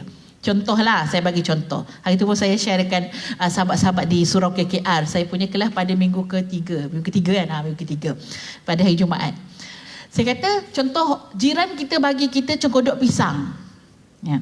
Kita balas dengan dia cengkodok cempedak. Untung jiran tu. Kan? Macam lepas ni nak cari pula cempedak kan. Bestnya. Masya-Allah. So itu, adakah kita kata dia orang baik? Tak, dia baru adil. Iaitu memberikan sesuatu ataupun membalas sesuatu yang baik dengan yang baik. Bila kita nak jadi nombor 3 ni? Nak jadi orang baik ni bila? Rupanya prosesnya nak jadi orang baik ialah kita mampu untuk buat kebaikan kepada orang yang buat kejahatan kepada kita. Jiran kita, kan, setiap hari bagi kita sampah. Sampah dia, tapi dia letak depan rumah kita. Kan? Ataupun kucing dia, tapi berak depan rumah kita. Itu ramai ya. Banyak lah tu. Mata senyum kat luar tu. Faham. Pencinta-pencinta kucing begitulah kan. Tapi kita tak perasan rupanya dia buat tarik dekat jiran kita. Tapi apa yang kita balas pada dia? Orang yang buat yang sakitkan hati kita ni, tapi dia boleh bagi nasi mandi kabsah, kan? Kambing lagi kan, bukan ayam. Kan? Boleh bagi nasi Arab pada jiran dia. Sebab apa? Sebab dia dah buat kejahatan kepada saya dan saya tak akan balas dengan kejahatan, tapi saya balas dengan kebaikan. Sahabat-sahabat mulia, bukankah ini contoh yang Nabi tunjuk kepada kita bagaimana orang Yahudi yang meletakkan tahi dalam perjalanan Nabi daripada rumahnya ke masjid, tetapi Nabi pernah tak balas? Tak. Nabi tak balas. Nabi buat baik dengan dia. Nabi tak pernah herdik walaupun sahabat ni tengok rasa dah menanah dah hati. Anak Nabi SAW rasa, wahai ayah kenapalah tak balas sikit, tak pertahankan. Nabi tak kisah kalau yang kena adalah diri dia. Seolah-olah macam tak ada kesan pun pada diri Nabi. Nabi nak marah ke? Nabi nak dendam ke? Nabi nak bagi sikit, macam tak ada kesan ibu-ibu. Tapi Nabi balas dengan apa? Kebaikan. Ini adalah modul untuk jadi orang baik. Orang yang boleh buat kebaikan pada orang yang buat kejahatan pada diri kita. Jadi ibu-ibu, ayah-ayah, tuan-tuan puan-puan, nak sampai kepada proses baik ialah proses yang sangat panjang. Suatu perjalanan yang sangat jauh. Untuk menjadi orang yang baik, kita yang kena kerja tuan-tuan puan-puan, pagi sampai ke petang. Tiba-tiba PPZ datang suruh bayar zakat, kan? Aku yang bekerja, kan? Asnaf pula yang nak ambil duitnya. Ada orang bunyi macam tu, kan? Oh senanglah dia orang, tak payah kerja, kan? Kita kerja, lepas tu kita tanggung dia. Siapa kata Baitul Mal tanggung? Baitul Mal tak pernah tanggung. Kita hanya memberikan kelestarian hidup supaya dia tak mati dia, tuan-tuan puan-puan. Supaya mereka tak mati, tapi mereka kena berusaha juga. Kita bagi, contoh kalau perniagaan, kita suntik modal untuk mula perniagaan. Dan kemudian dia kena bekerja. Kita bagi lagi bukan sekadar modal, kita bagi latihan. Di pihak Baitul Mal boleh tengok 28 skim. Macam-macam yang mereka lakukan, berikan pembangunan jiwa juga kepada asnaf-asnaf supaya dia orang boleh terus. Tapi kita, apa yang kita nak tengok pada diri kita? Sebagai seorang yang nak jadi orang yang baik, dia mampu untuk buat baik walaupun orang tu dia tak kenal. Tak pernah pun kita kenal asnaf-asnaf ni kan, betul tak tuan-tuan puan-puan? Tapi setiap bulan kita potong gaji. Sebab apa? Sebab Allah kata siapa yang bekerja, siapa yang mendapat rezeki, mesti dikongsikan rezeki tadi kepada orang lain. Mesti dia keluarkan daripada sebahagian daripada rezeki dia, tak banyak. 2.5% tu letak tepi. Nanti saya nak cerita pada tuan-tuan puan-puan pasal makcik pasar. Tak sabar nak tahu? Cerita ni saya dapat feedback ada orang kata cerita yang sangat menyentuh jiwa dia. Tapi saya nak ceritakan di hujung nanti. Okay, kita simpan. Kita simpan dulu. So saya minta tolong Datin Sri ingatkan saya. Okey, kita nak bagi soalan kedua. Tuan-tuan puan-puan pada Fafau. Oh, baru soalan kedua. Saya rasa ada 8 soalan dah Ustazah. Macam 8 soalan dah ya. So okay. kita santai-santai saja. Kalau siapa ada soalan, boleh je lah. Saya rasa boleh dia kalau lantunkan saja suara. Saya rasa boleh dia dengar lah. Boleh ya? Abang baju biru yang mas kat bawah tu nak tanya saya soalan ke macam nak bangun? Bukan. Saya dah makan bang, terima kasih. Masya-Allah. Saya dah dapat dengar suara soalan abang dalam hati tu. Masya-Allah. Kuat connection. Muka dimah. Bukan dewa, masya-Allah. Boleh saja kalau siapa yang nak bertanya dengan Fafau berkaitan dengan jangan Ustazah lah tanya saya janganlah, tak apa. Tanya Fafau lagi bagus sebab Fafau merasai dia cerita daripada pengalaman, insya-Allah. So Fafau saya nak tengok kalau daripada dunia artis lah. Okey. Ya. Diorang yang berhijrah ni yang Fafau tengok, adakah dia mencari sebab dia nak cari berita sensasi ke? Dia berhijrah ataupun yang Fafa tengok memang diorang ni memang diikhlas lah. Okay. Hijrahnya tu, berhijab dia tu memang kita tengok cantik lah diorang punya ni. So Fafa tengok apakah dia sama ada mereka buat ni kerana trend ataupun kerana suruhan. Kalau kerana trend kenapa? Mungkin ada faktor mungkin. Yang kedua, kalau dia buat tu kerana Allah, mungkin ada faktor juga kan. Ada kelompok yang saling menasihati dan sebagainya. Saya berikan soalan ni kepada Fafa. Okey. Saya sejujurnya saya pernah terdetik dalam hati dan in fact saya pernah cakap kenapa ya setiap kali whoever the celebrity yang berhijrah pasti akan dipanggil untuk bagi talk, macam berkongsikan lah. Okey. Sebab itu saya macam I don't want to, saya macam kenapa mesti nak dengar cakap dia orang ni je.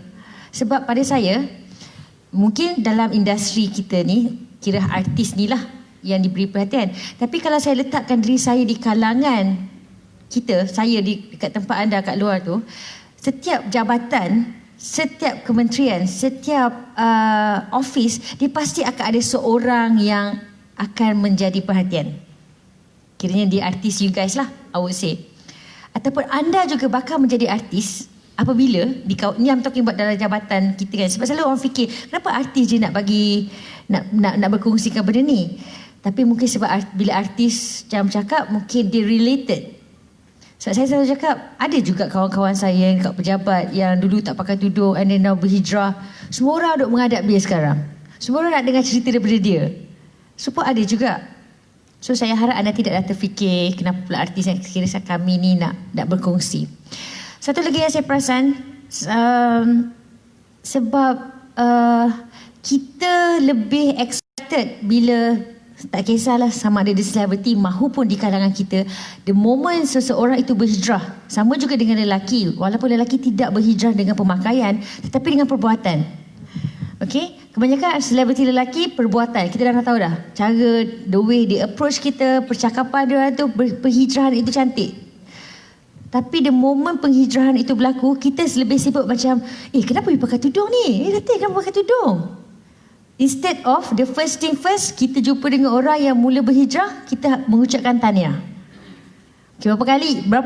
Siapa pernah ucap tahniah bila nampak kawan korang berhijrah? Cuba angkat tangan. Tak ada. Okay, good. Dua.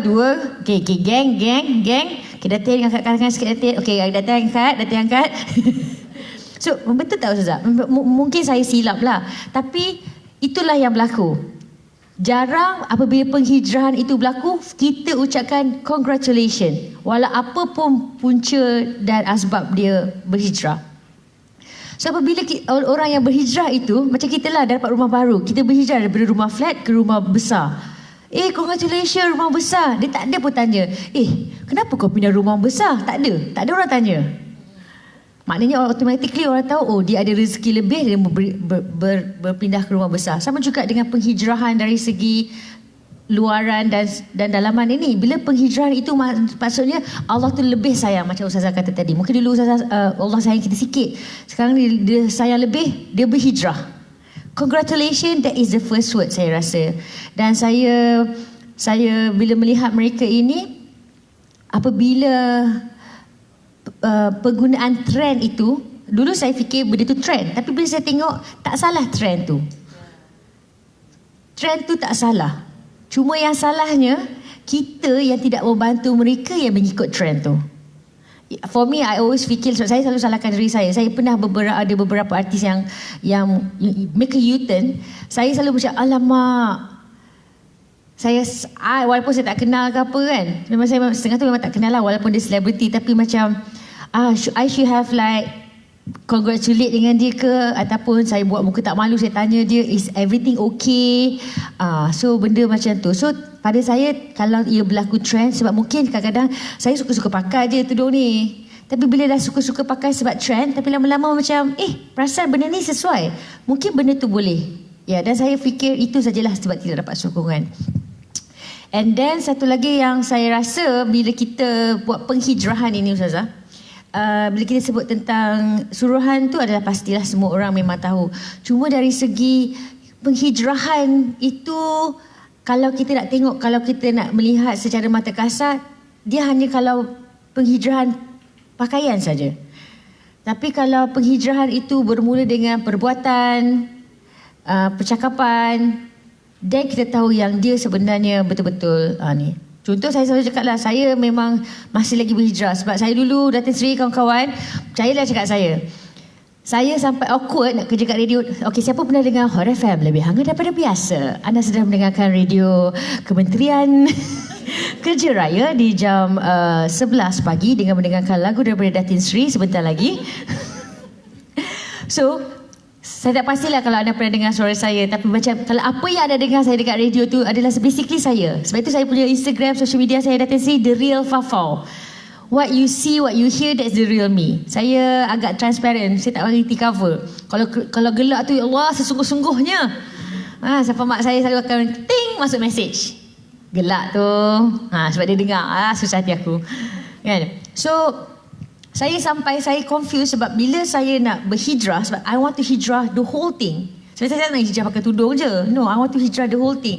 Sampaikan saya bila kat radio, awal-awal dulu, sampaikan Faizal dengan AG, kau kenapa ni? Selamat pagi. Hot FM AM crew, pagi ini kita bersama dengan Farah Fazana, AG dan juga Faizal. Okay Farah? Ya. Dia pun ceritalah, Faizal pun bercerita. Okey, pagi ni kita ada topik, kita nak cerita pasal biasalah isteri dan juga suami pasangan dan macam mana dia dah semangat kan. So Farah, you team mana? Saya tak sampai kan saya pun confused.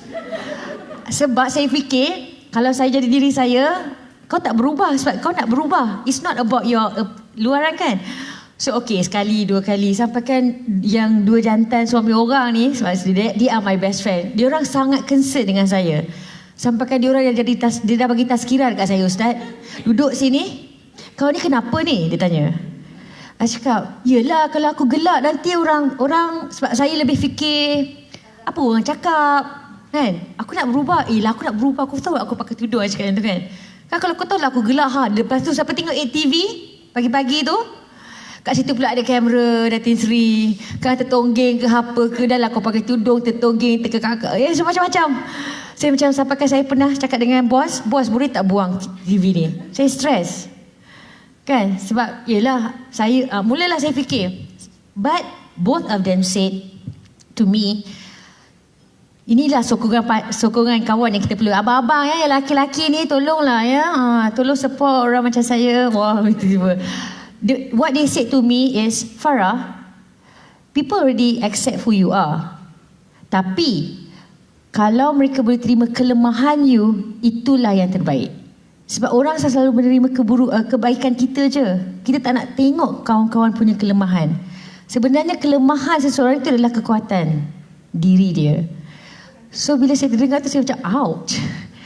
Tapi takkan nak suruh orang suka kelemahan kita je. So dari situ juga dia orang cakap, apabila you sedar kelemahan you adalah kelebihan you, you akan perlahan-lahan bertukar yang lemah itu untuk menjadi baik. So jangan risaulah macam, alah saya ada kekurangan, saya memang kelemahan saya yang tu. Tapi kalau sentiasa fikir yang tu je memang akan sentiasa lemah lah. But benda tu yang membuatkan saya, barulah besok tu tiba-tiba macam gelak macam biasa. Masalah aku sama juga kan. Tapi berbeza lah. Dan saya mula perlahan-lahan di radio bila saya fikir it's not about gelak je. Saya bercakap dengan saya punya boss, Silen Paul. He's a Christian, Indian Christian. I told him, boss, saya nak pakai selendang ni. Masa tu selendang lagi Datin Sri. Masa tu selendang, baru selendang. Tapi masa tu dah berangan dah. Bos, I pakai selendang dah tak buka tau bos. Oh. So, kalau you rasa tak sesuai dengan Hot FM you ni, masa tu belagak betul. Dah lah kau pakai selendang, belagak pula tu, ya Allah. Kalau you tak rasa diri I ni macam sesuai dengan Hot FM you ni, you bagi tahu kat I lah. Saya standby. Mana saya dah buat perancangan lah. Yelah, kat Hot FM tu kan macam meriah sangat kan. It's okay. Maknanya pada dia terfikir, tak ada menjadi masalah. Saya tak nak buka tu selendang ni tau, bos. Sebab mungkin lepas selendang ni, mungkin saya akan pakai tudung tau. Okay, tak ada masalah. So support from there. Sampaikan this particular guy, Silen Paul ini, sentiasa saya doakan kebahagiaan dia, insyaAllah. Dia boleh terfikir, tak ada masalah untuk you pakai tudung Farah. Kita terus buat pertandingan cipta tudung. Saya macam, kau menggunakan aku? Tapi maknanya macam dia tidak melihat itu sebagai masalah. He's very positive. Bos, okay. Lepas tu macam nak cari, macam cuba nak menunjukkan, susah tau kalau pakai tudung ni. Sebab itu yang saya sentiasa disogokkan. Kalau kau pakai tudung, susah lah, aku tak ada job lah. You know that kind of thing? Banyak benda tak boleh buat. So saya cuba dia lagi. Okay bos, kalau saya dah pakai tudung ni, mungkin dalam masa 2-3 bulan ni, I tak nak buat gosip. Bukan saya dalam segmen kat radio, dulu gosip, melodi, layan tu, astaghfirullahaladzim. Contoh orang tengok layan kan. Orang pun layan je. Tak elok lah 12.30 tu, tapi kepala macam tu. Okay, faham? Sama. So saya cakap dekat radio, saya ada segmen FF, Bisik Bas. So suara sengal lah macam, hari ni kita tengok Datin Sri berseri-seri. So macam-macam lah gosip. Kadang-kadang kita kena cari gosip orang tu. Saya cakap dengan si Lempah, bos, lepas ni saya tak nak buat bisik basuh. Tak adalah dia termuka dia macam, itu ada klien, kebetulan ada klien. Bayangkan gosip pun ada klien. Bisik Bas dibawakan oleh Zakat. Zakat sponsor Bisik Bas. Hey, contoh Ustaz pun macam astaghfirullahaladzim. Contoh kan. So ada klien pada orang yang berfikiran perniagaan ini, benda tu efek akan terganggu lah. Tetapi dia tak ada perasaan, dia tak, macam benda tu tak ganggu dia. So I tak nak buat tau nanti. Okay, suruh Faizal buat. Dia suruh orang lain buat. Ataupun tak payah, tak kena. Okay, kita drop. Very fast. Benda itu cantik. So bila kita kembali kepada soalan sebab dia trend ataupun dia suruhan, pada saya tidak menjadi masalah. Andailah kata trend itu nampak seperti negatif, saya rasa kita boleh jadikan trend itu sebagai positif. Make it trend. Make it pemakaian itu trendy, yet mengikut syariat. Ya. Itulah. Alhamdulillah. So kawan-kawan yang lain, walaupun Silen Paul itu beragama Kristian, but please make doa for him. He's such a good boss. Thank you. Masya Allah. So betul lah, maksudnya tak salah lah. Tak salah. Cuma itulah kita kata tadi, maksudnya benda yang baik tu biar dia jadi glamour, biar dia jadi popular, jadi masyhur. Sebab benda yang baik bila masyhur, insya-Allah dalam masa yang sama kita educate, kan? Kita educate, maksudnya dia dah pakai tudung tu sebab trend pula kan, macam trend apa nama KTM pula.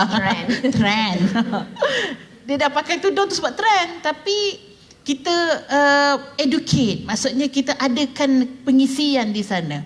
Jadi tak adalah kita kata hijrah tadi tu sekadar bungkus saja, tapi yang dalam tu tak hijrah. Tapi kita hijrah dari sudut luaran, tapi membawa dalaman bersama. Kan? Niat tadi kan, mungkin hari ni dia buat terpaksa, tapi bulan depan bila dia pergi usrah, dia kata rupanya Allah yang suruh kita pakai. Bila Allah suruh kita pakai sebab Allah sayang kita, betul tak ibu-ibu? Tuan-tuan, anak kita kalau pakai tudung, kita akan nampak dia lebih selamat, betul tak? Daripada dia tak pakai tudung. Kerana Allah suruh tadi tu, ada dia punya hikmah dia.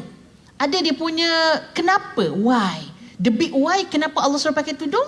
Untuk seseorang itu lebih masuk ke dalam zon selamat daripada penyakit-penyakit yang akan datang daripada membuka aurat. Datang daripada lelaki, datang daripada manusia yang tidak ada kita kata jiwa yang rosak. Akhirnya akan menyebabkan anak tadi tu berada dalam keadaan yang dalam zon yang bahaya, zon merah. Tapi bila dia dah pakai, dia dah melekapkan diri dia dan kita bagi kepada dia kefahaman, kan? Sebab asas kepada agama ini ialah niat. Dalam perbuatan yang sama, kan? Ada orang exercise mungkin faham. Exercise ke atas, ke bawah, ke atas, ke bawah. Mungkin kadang-kadang kita tengok macam juga perbuatan dalam solat, kan? Ataupun orang tu solat tapi niatnya bukan kerana nak solat, kerana nak exercise, kan? Sebab dia tahu kan dalam solat ni nanti otak oksigen boleh sampai pada otak kita lah. Ada yang tahu supaya boleh betulkan tulang belakang kita bila kita rukuk dengan sempurna. Jadi dia niat kerana nak sihat. Tak jadi juga. Sebab sepatutnya solat wa qumu lillahi qanitin. Dan hendaklah kamu berdiri dalam solat kamu, mendirikan solat kamu untuk apa? Untuk Allah. Solat untuk Allah, bukan untuk sihat. Tapi siapa solat, Allah bagi sihat. Puasa, sumu tasihhu. Kamu puasalah, kamu akan sihat. Tapi bukan nak diet, maka kita puasalah. Benda dia sikit sahaja. Beza niat ni sikit. Dan kita berzakat. Berzakat bukan untuk dapat cukai, pelepasan cukai, sahabat-sahabat. Memang dapat, tapi niat kerana Allah. Tapi dapat tak pelepasan cukai? Dapat. Itulah. Matlamat dan hikmah itu dua benda yang berbeza. Matlamatnya kita pakai tudung kerana Allah. Tapi dapat apa? Dapat selamat. Dapat apa? Dapat orang hormati. Kan? Berbezalah keadaan kalau kita pakai tudung orang lelaki. Tapi itu betul lah Ustazah. Abang-abang kat belakang dan juga yang 3 orang, 4 orang kat depan ni. Saya dah ucapkan terus abang-abang kat belakang tu terus macam gini kepala. Semangat lagi macam. Semangat. Tapi betul. Saya berterima kasih kepada abang-abang yang sentiasa menghormati wanita-wanita. Yalah, try to don't kira tak, jangan just because dia pakai tudung kita hormat dia lebih, dia tak pakai tudung kita jangan tak payah hormat sangat, tidak. Tetapi kebetulan saya just nak kongsikan sedikit Ustazah. Kebetulan itu yang berlaku. Yes. Ketika saya dah bertudung, kita masih lagi pergi ke event radio, kira on ground lah, kita akan berjumpa dengan pendengar-pendengar, crowd semua kan. Bila ketika zaman Vogue itu, sesi bergambar itu adalah perkara biasa. Saya tak ada masalah lah bergambar dengan perempuan kan. Tapi masalah gambar dengan lelaki, saya pula sejenisnya ciki. Ciki tu maknanya macam saya gatal tak apa, awak yang gatal dengan saya. Sebab saya tahu hak saya lah kononnya. Tapi ketika perubahan perhijrahan itu, ketika sesi bergambar, setiap kali sesi bergambar di hari pertama, saya ingat sampai sekarang, masa tu show dekat, ada event dekat Melaka. Show pertama kali saya ketika saya berhijrah. Saya macam nervous lah. Kejap lagi misalnya ambil gambar macam mana saya nak react. Saya takut sebab orang dah biasa dah dengan saya kan. So saya takut orang terlupa. But the moment saya nak sesi bergambar ataupun berjumpa crowd tu, abang-abang lelaki ni terus automatik saya tengok, jauh je kau dengan aku. Dia ambil gambar, dia terus jauh. Tanpa perlu saya bercakap. Saya terus macam pandang dia macam laki orang. Macam tu kan contoh. So macam mereka memahami. Dia automatik.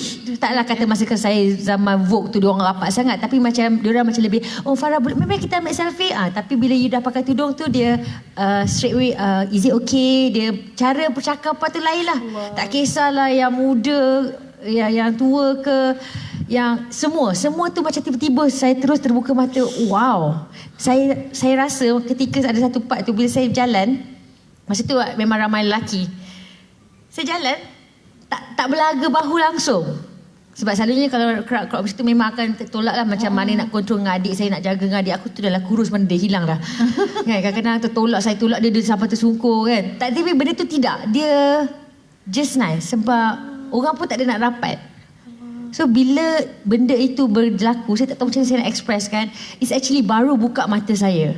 Itulah sebab kadang-kadang kan, walaupun kita tahu kan suruhan itu sebenarnya daripada kita sekolah lagi Ustazah. Saya ni bukan nak kata apa. Memang kita tahu benda itu wajib.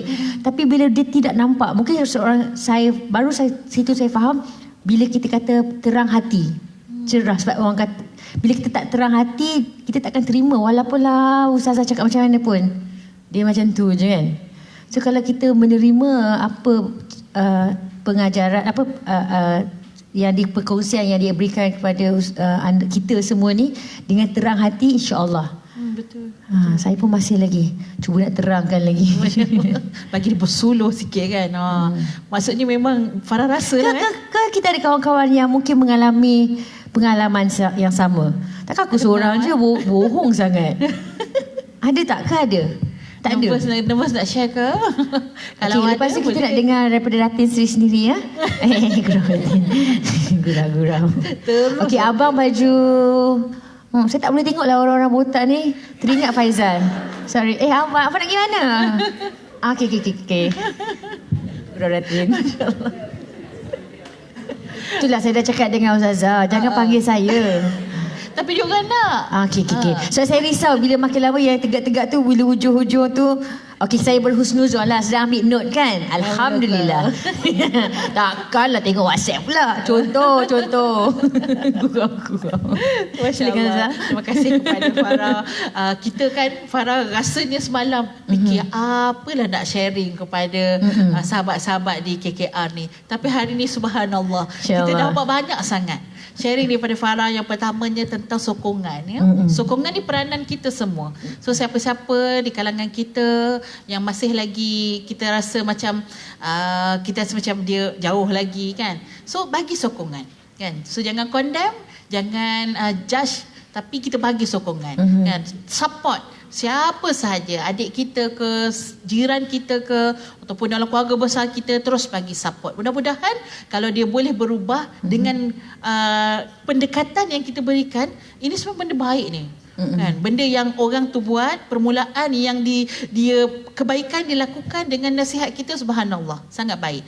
Dan Farah cerita pengalaman dia, bagaimana dia merasai bahawa bila kita pakai tudung, sebenarnya bukan kita perlu bagi tahu orang, okey saya ni perempuan yang terhormat, tapi cukup dengan dia pakai tudung, orang lelaki akan melihat orang perempuan tu dia ada maruah, kan? Perempuan tu dia ada stand. Dia nampak firm, betul tak? Dia nampak firm dengan dia melaksanakan perintah Allah tadi. Dia nampak dia nak menjaga diri dia sendiri, dan subhanallah, automatik kaum Adam akan menghormati. Nampak dia punya perbezaan. Dan ini benda yang mahal hari ini yang Fafau kongsikan bersama dengan kita.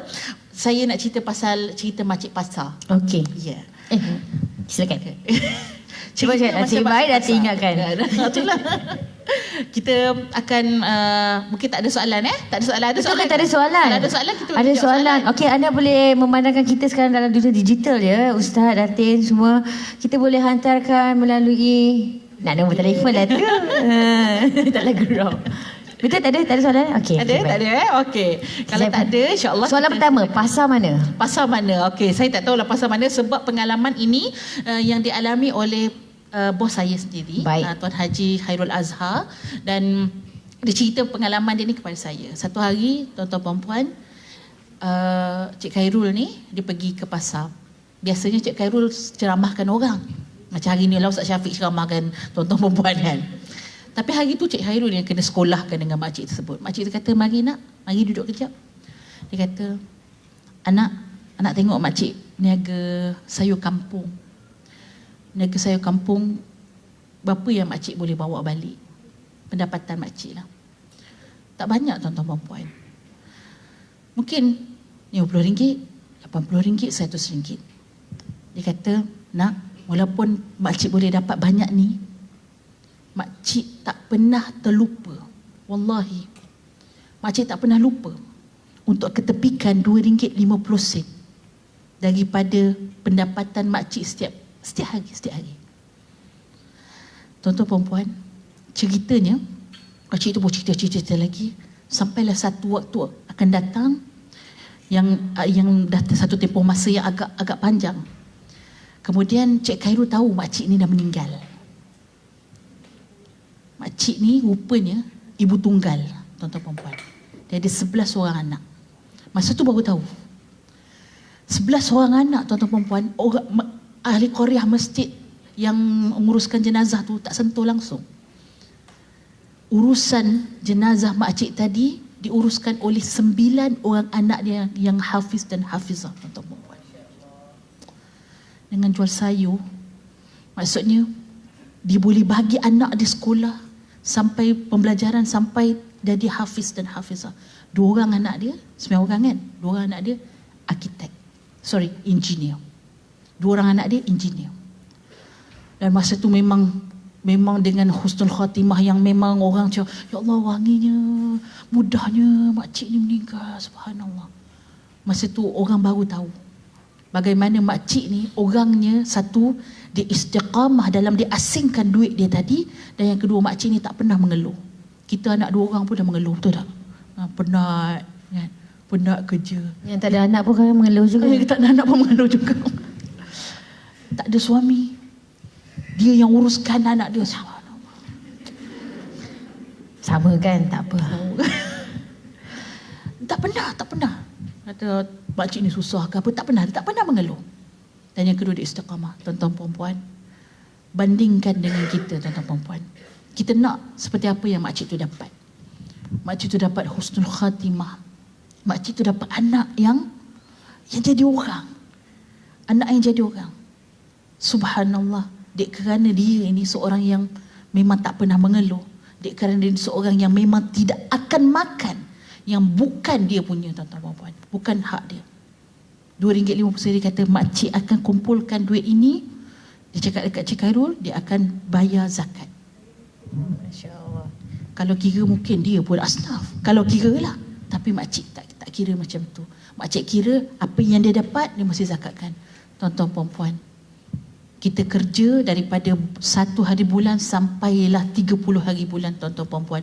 Dan pendapatan kita jauh lebih banyak daripada makcik pasar tadi. Dan kalau kita rasa kita masih lagi, kita rasa macam, aku banyak lagi nak kena bayar, malu kita dengan makcik ni. Dan apa yang makcik ni dapat, Allah bayar kat dunia. Allah bayar kat dunia, tuan-tuan perempuan. Dapat anak yang baik, dapat penghujung kehidupan yang baik. Tuan-tuan perempuan, kami hari ini daripada PPZ kami datang bukan untuk kami dan bukan juga untuk asnaf, tapi untuk tuan-tuan dan perempuan. Tuan-tuan dan perempuan sendiri yang akan bertindak untuk mengisi borang kat belakang sana. Kita ada kaunter, tak susah, tuan-tuan perempuan. Sedikit sahaja 2.5% tu 1/40 daripada pendapatan kita. Tak banyak. Kalau kita makan kek yang dipotong 40, tak kenyang pun. Tapi part yang kita tak kenyang tu, tuan-tuan perempuan, boleh mengenyangkan asnaf. Part yang kita tak kenyang tu boleh mengembirakan asnaf, boleh memberi nyawa kepada asnaf untuk terus hidup. Tuan-tuan, potonglah gaji. Sebab sekarang kita ada kempen. Jadi kalau tuan-tuan potong ke tak potong ke, kalau kempen ni tetap berjalan. Kempen ni kita bagi 2 bulan sahaja, daripada 1 Ogos sampai November, 31 November.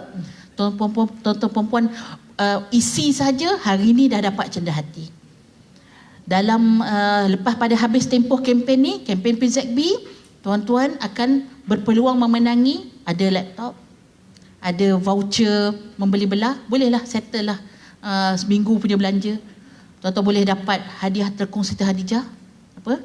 Telekong Siti Khadijah. Mak teringin nak telekong tu. Mak teringin nak pakai telekong Siti Khadijah. Kan? Kita pun teringin, tuan-tuan perempuan, ada hadiah yang menanti, yang menarik. Tuan-tuan, senang saja, telefon ada sama dengan tuan-tuan dan perempuan. Tekan saja talian zakat 1300885757. Dia dah hafal. Dia dah hafal. Sekali lagi, pegang handphone masing-masing. Tekan ya, 1300885757. Ting tong. Asyik betul, Ustaz Syafiq. Dia hafal dah. Depan bos. Lepas malam saya hafal. Tuan-tuan perempuan, masukkan link kita PTG, letaklah kat WhatsApp ke mana, ptg.zakat.com.my. PTG tu potonglah .zakat.com.my. www.tontonapp.com.my, mohon saja pada situ. Kalau hari ni nak isi borang pun tak nak isi PTG, isi borang boleh isi terus ke belakang, automatik tuan-tuan perempuan akan dapat akhirat kematian. Ustaz Syafiq dah cerita tadi kan, akhirat kematian RM3,000 tuan-tuan perempuan. Kalau berlaku kematian, kurang-kurangnya kita kerja kan, kalau tiba-tiba terputus untuk anak-anak kita, payah juga tuan-tuan perempuan. Sekurang-kurangnya PPZ akan bantu RM3,000 untuk ahli waris tadi. Tuan-tuan, yang kita buat bukan untuk orang lain, tapi Allah akan balas kebaikan yang kita buat untuk diri kita sendiri tuan-tuan perempuan. Jadi jangan kedekut dengan orang lain, jangan kedekut dengan diri sendiri. Betul. Kalau tak kedekut dengan diri sendiri, Allah akan bagi kebaikan yang sangat banyak. Nantikan, perhatikan apabila hari ini tuan-tuan perempuan mula untuk buat potong gaji, Allah akan bagi kebaikan yang sangat banyak. Ada orang dia kira-kira tak cukup untuk potong gaji, tapi dia kata dia potong RM10 juga. Bulan depan datang balik syarikat yang sama, dia kata, Ustazah, saya tak pernah rasa gaji saya cukup. Tapi lepas potong RM10, saya rasa gaji saya cukup. Padahal gaji sama aja. Apa maksudnya? Berkat. Berkat yang Allah bagi bukan dengan fizikal, tapi Allah bagi dengan falsafahnya, dengan maknawinya. Tuan-tuan perempuan, mungkin sebagai akhirnya daripada Farah, dua patah perkataan. Dalam zakat sekali lagi gurau. Ustazah, terima kasih banyak-banyak kerana sudi bersama dengan saya. Sahabat-sahabat sekalian, abang-abang kat belakang, kekanda-kekanda, terima kasih. Maafkan saya kalau macam saya terlepas laku, sebab saya cuba untuk mendekatkan supaya kita tidak ada jarak, because as I said, what you hear, what you see, that's the real me. Cuma satu pengakhiran sebelum kita berakhir, sebelum kita say bye-bye. Satu, saya doa untuk semoga kita diperjodoh dan diperjumpakan lagi untuk majlis-majlis akan datang. Keduanya adalah untuk kita sentiasa saling mendoakan sesama sendiri. Tolong doakan saya, Farah Fauzana, memang nama saya sebenar, Farah Fauzana Muhammad Fadil. Kita doakan kawan-kawan, walaupun tak bagi tahu, apa Ustazah, kalau macam doa tak bagi tahu tu lebih best sebenarnya. Betul. Jadi dengar macam mana. Saya tak pandai nak bagi tahu, tapi itulah konsep yang macam untuk mendoakan kawan-kawan kita, orang yang kita tak kenal. Saya harap anda dapat lakukan benda yang sama juga kepada saya dan yang lain. Supaya penghijrahan ini sama-sama kita lalui dengan mudah, dengan yang perlahan dipercepatkan, yang cepat tu lagi dilajukan, supaya pengakhirannya yang terbaik, insyaAllah. InsyaAllah, Masya Allah. Berikan tepukan gemuruh pada Farah Fauzana. InsyaAllah. Terima kasih Fafau dan adik ni, Adwa, yang bersama dengan kita pada hari ini. Terima kasih Datin Sri. Terima kasih Datin yang bersama dengan kita. Terima kasih Datin Sri. InsyaAllah. Ustaz. Nampak? Nampak tak lain tu? Okay. Terima kasih Datin Sri. Datin, terima kasih. Ustaz. Terima kasih. Lain. Masya Allah. Terima kasih kepada semua yang hadir. Assalamualaikum warahmatullahi wabarakatuh. Lain. MC. Baik. Silakan. Majlis merakamkan jutaan terima kasih kepada moderator kita yang bahagia, Ustazah Nurul Hidayah Kamarudin, dan terima kasih kepada Farah Fauzana. Kita berikan tepukan gemuruh kepada mereka. Saya mohon kepada tetamu terus berada di pentas utama. Jadi terima kasih kepada semua. Jadi terima kasih kepada yang di pentas. Jadi yang di pentas, orang Aceh pulang ke Aceh sama berlabuh di waktu pagi. Kami ucapkan jutaan terima kasih sebagai kita dapat bertemu lagi, insyaAllah. Jadi sebagai tanda hati kenang-kenang tul ikhlas kepada tetamu penceramah dan juga kepada moderator, disilakan yang bahagia Datin Sri Haji Ruziah Muhammad Tahir untuk naik ke pentas bagi menyampaikan tanda hati kenang-kenang tul ikhlas kepada yang kita raikan bersama.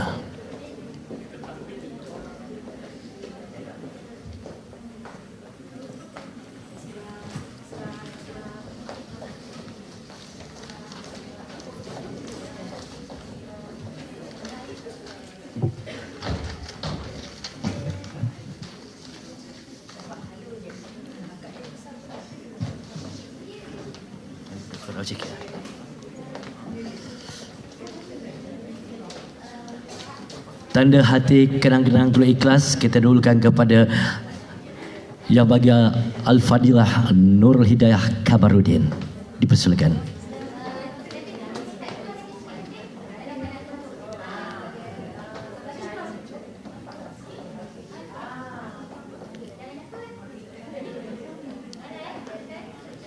Silakan Ustazah untuk menerima tanda hati kenangan tuli ikhlas yang akan disampaikan yang disempurnakan oleh Yang Bahagia Datin Ruziah Muhammad Tahir.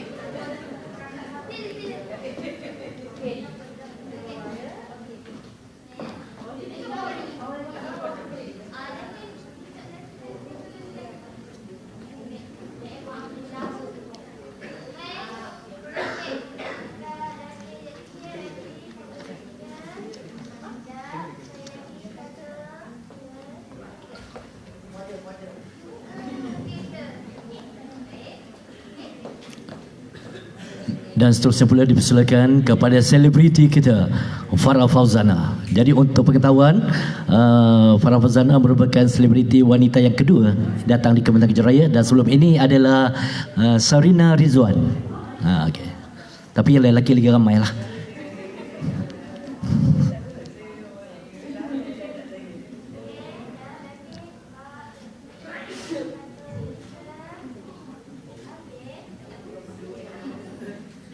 Terima kasih dan mohon Yang Bahagia Datin terus berada di hadapan pentas utama. Jadi untuk informasi kepada hadirin yang dirahmati sekalian, pihak Surau Kementerian Kejaraya telah menerima wakalah wang zakat daripada Majlis Agama Islam Wilayah Persekutuan ataupun MAWIP pada tahun 2020 untuk diagihkan kepada asnaf yang layak menerima dan juga agihan kepada surau-surau di bawah seliaan Kementerian Kejaraya dan Jabatan Kejaraya bagi tujuan menjalankan aktiviti-aktiviti pengimarahan surau-surau berkenaan. Untuk itu saya mohon wakil-wakil surau untuk ke pentas atau ke hadapan pentas utama untuk menerima wang zakat tahun 2020. Untuk itu didulukan oleh wakil surau daripada Kementerian Kejaraya. Silakan wakil surau daripada Kementerian Kejaraya.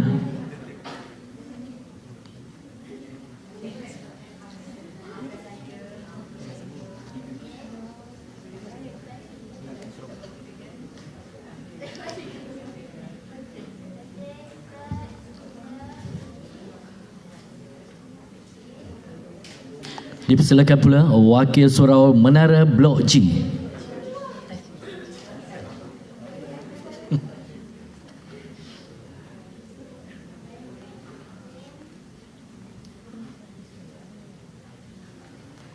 Bersama dengan Yang Bahagia Al-Fadhil Ustaz Engineer Muhammad Azri bin Muhammad Samsi.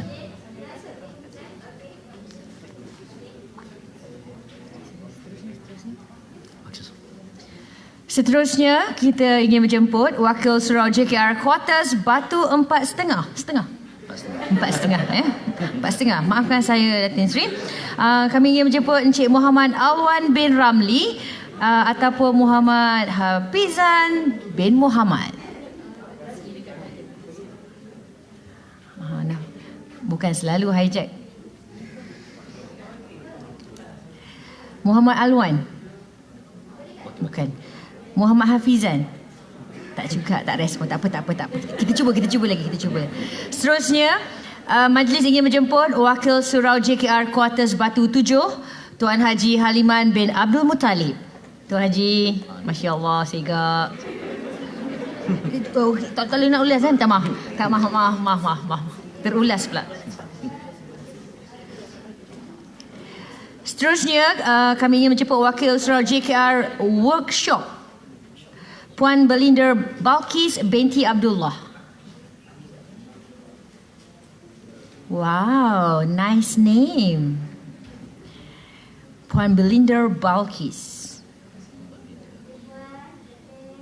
Senyum Puan, mata nampak. Macam tu. Dan seterusnya, sebelum saya mengundurkan diri, Wakil Surau JKR Blok F, Abang pula maaf, Encik Syahrul Nizam bin Muhammad. Abang. Silakan.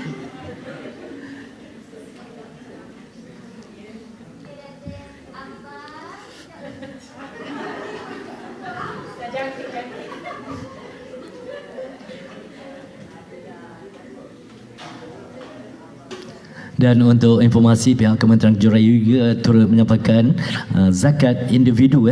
Jadi untuk pengetahuan juga, selain disediakan oleh pihak surau, pihak yang bagi Datin Seri juga turut sudi mengeluarkan zakat kepada penerima seramai 10 orang. Ya, insyaAllah. Itu secara peribadi yang sekali. Okey, untuk itu silakan Saudara Dahlan bin Abdul Jalil Sakari.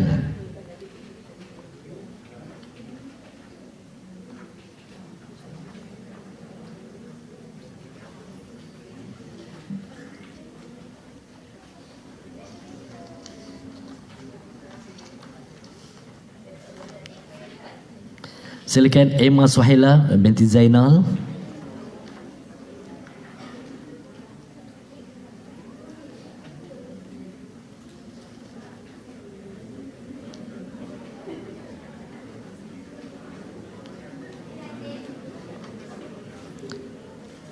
Dipersilakan Cik Muhammad Fikri bin Ilyas.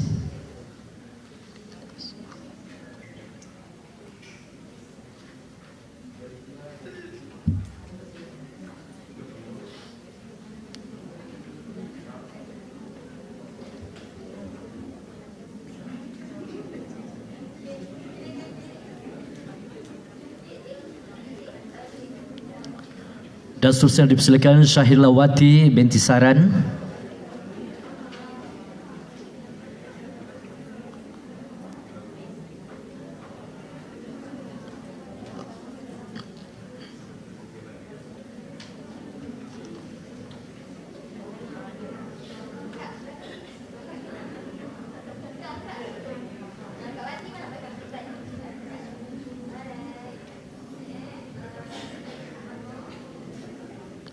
Dipersilakan Encik Ahmad Z. Hilmi bin Ismail.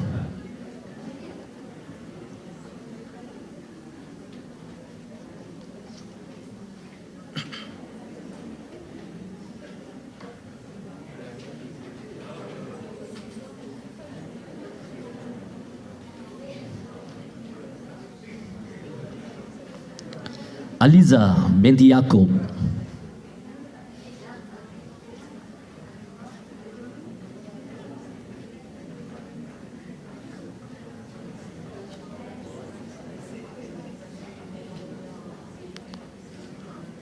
Seterusnya pula dipersilakan Encik Muhammad Ahtar Fitri bin Muhammad Saleh.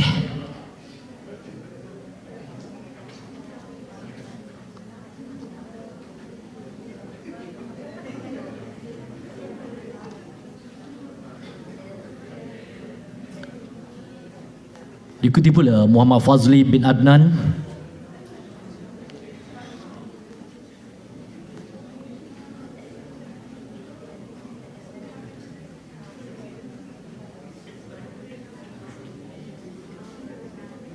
Dipersilakan Nurmizatul Hayati binti Sulaiman.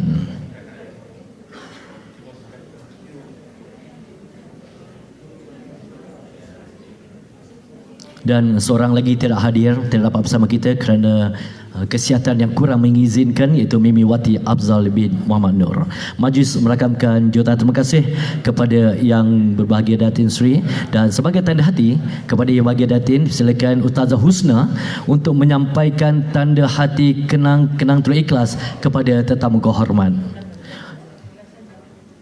Silakan kepada Ustazah Husna untuk menyampaikan tanda hati kepada yang bahagia Datin Seri Hajah Ruziah Muhammad Tahir.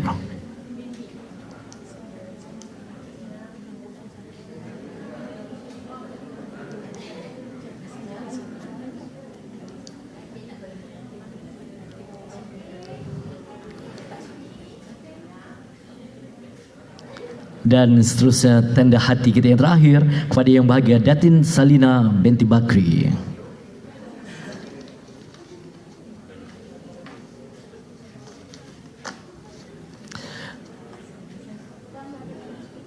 Di atas permintaan jurugambar, kita adakan sesi fotografi. Di bawah jurugambar.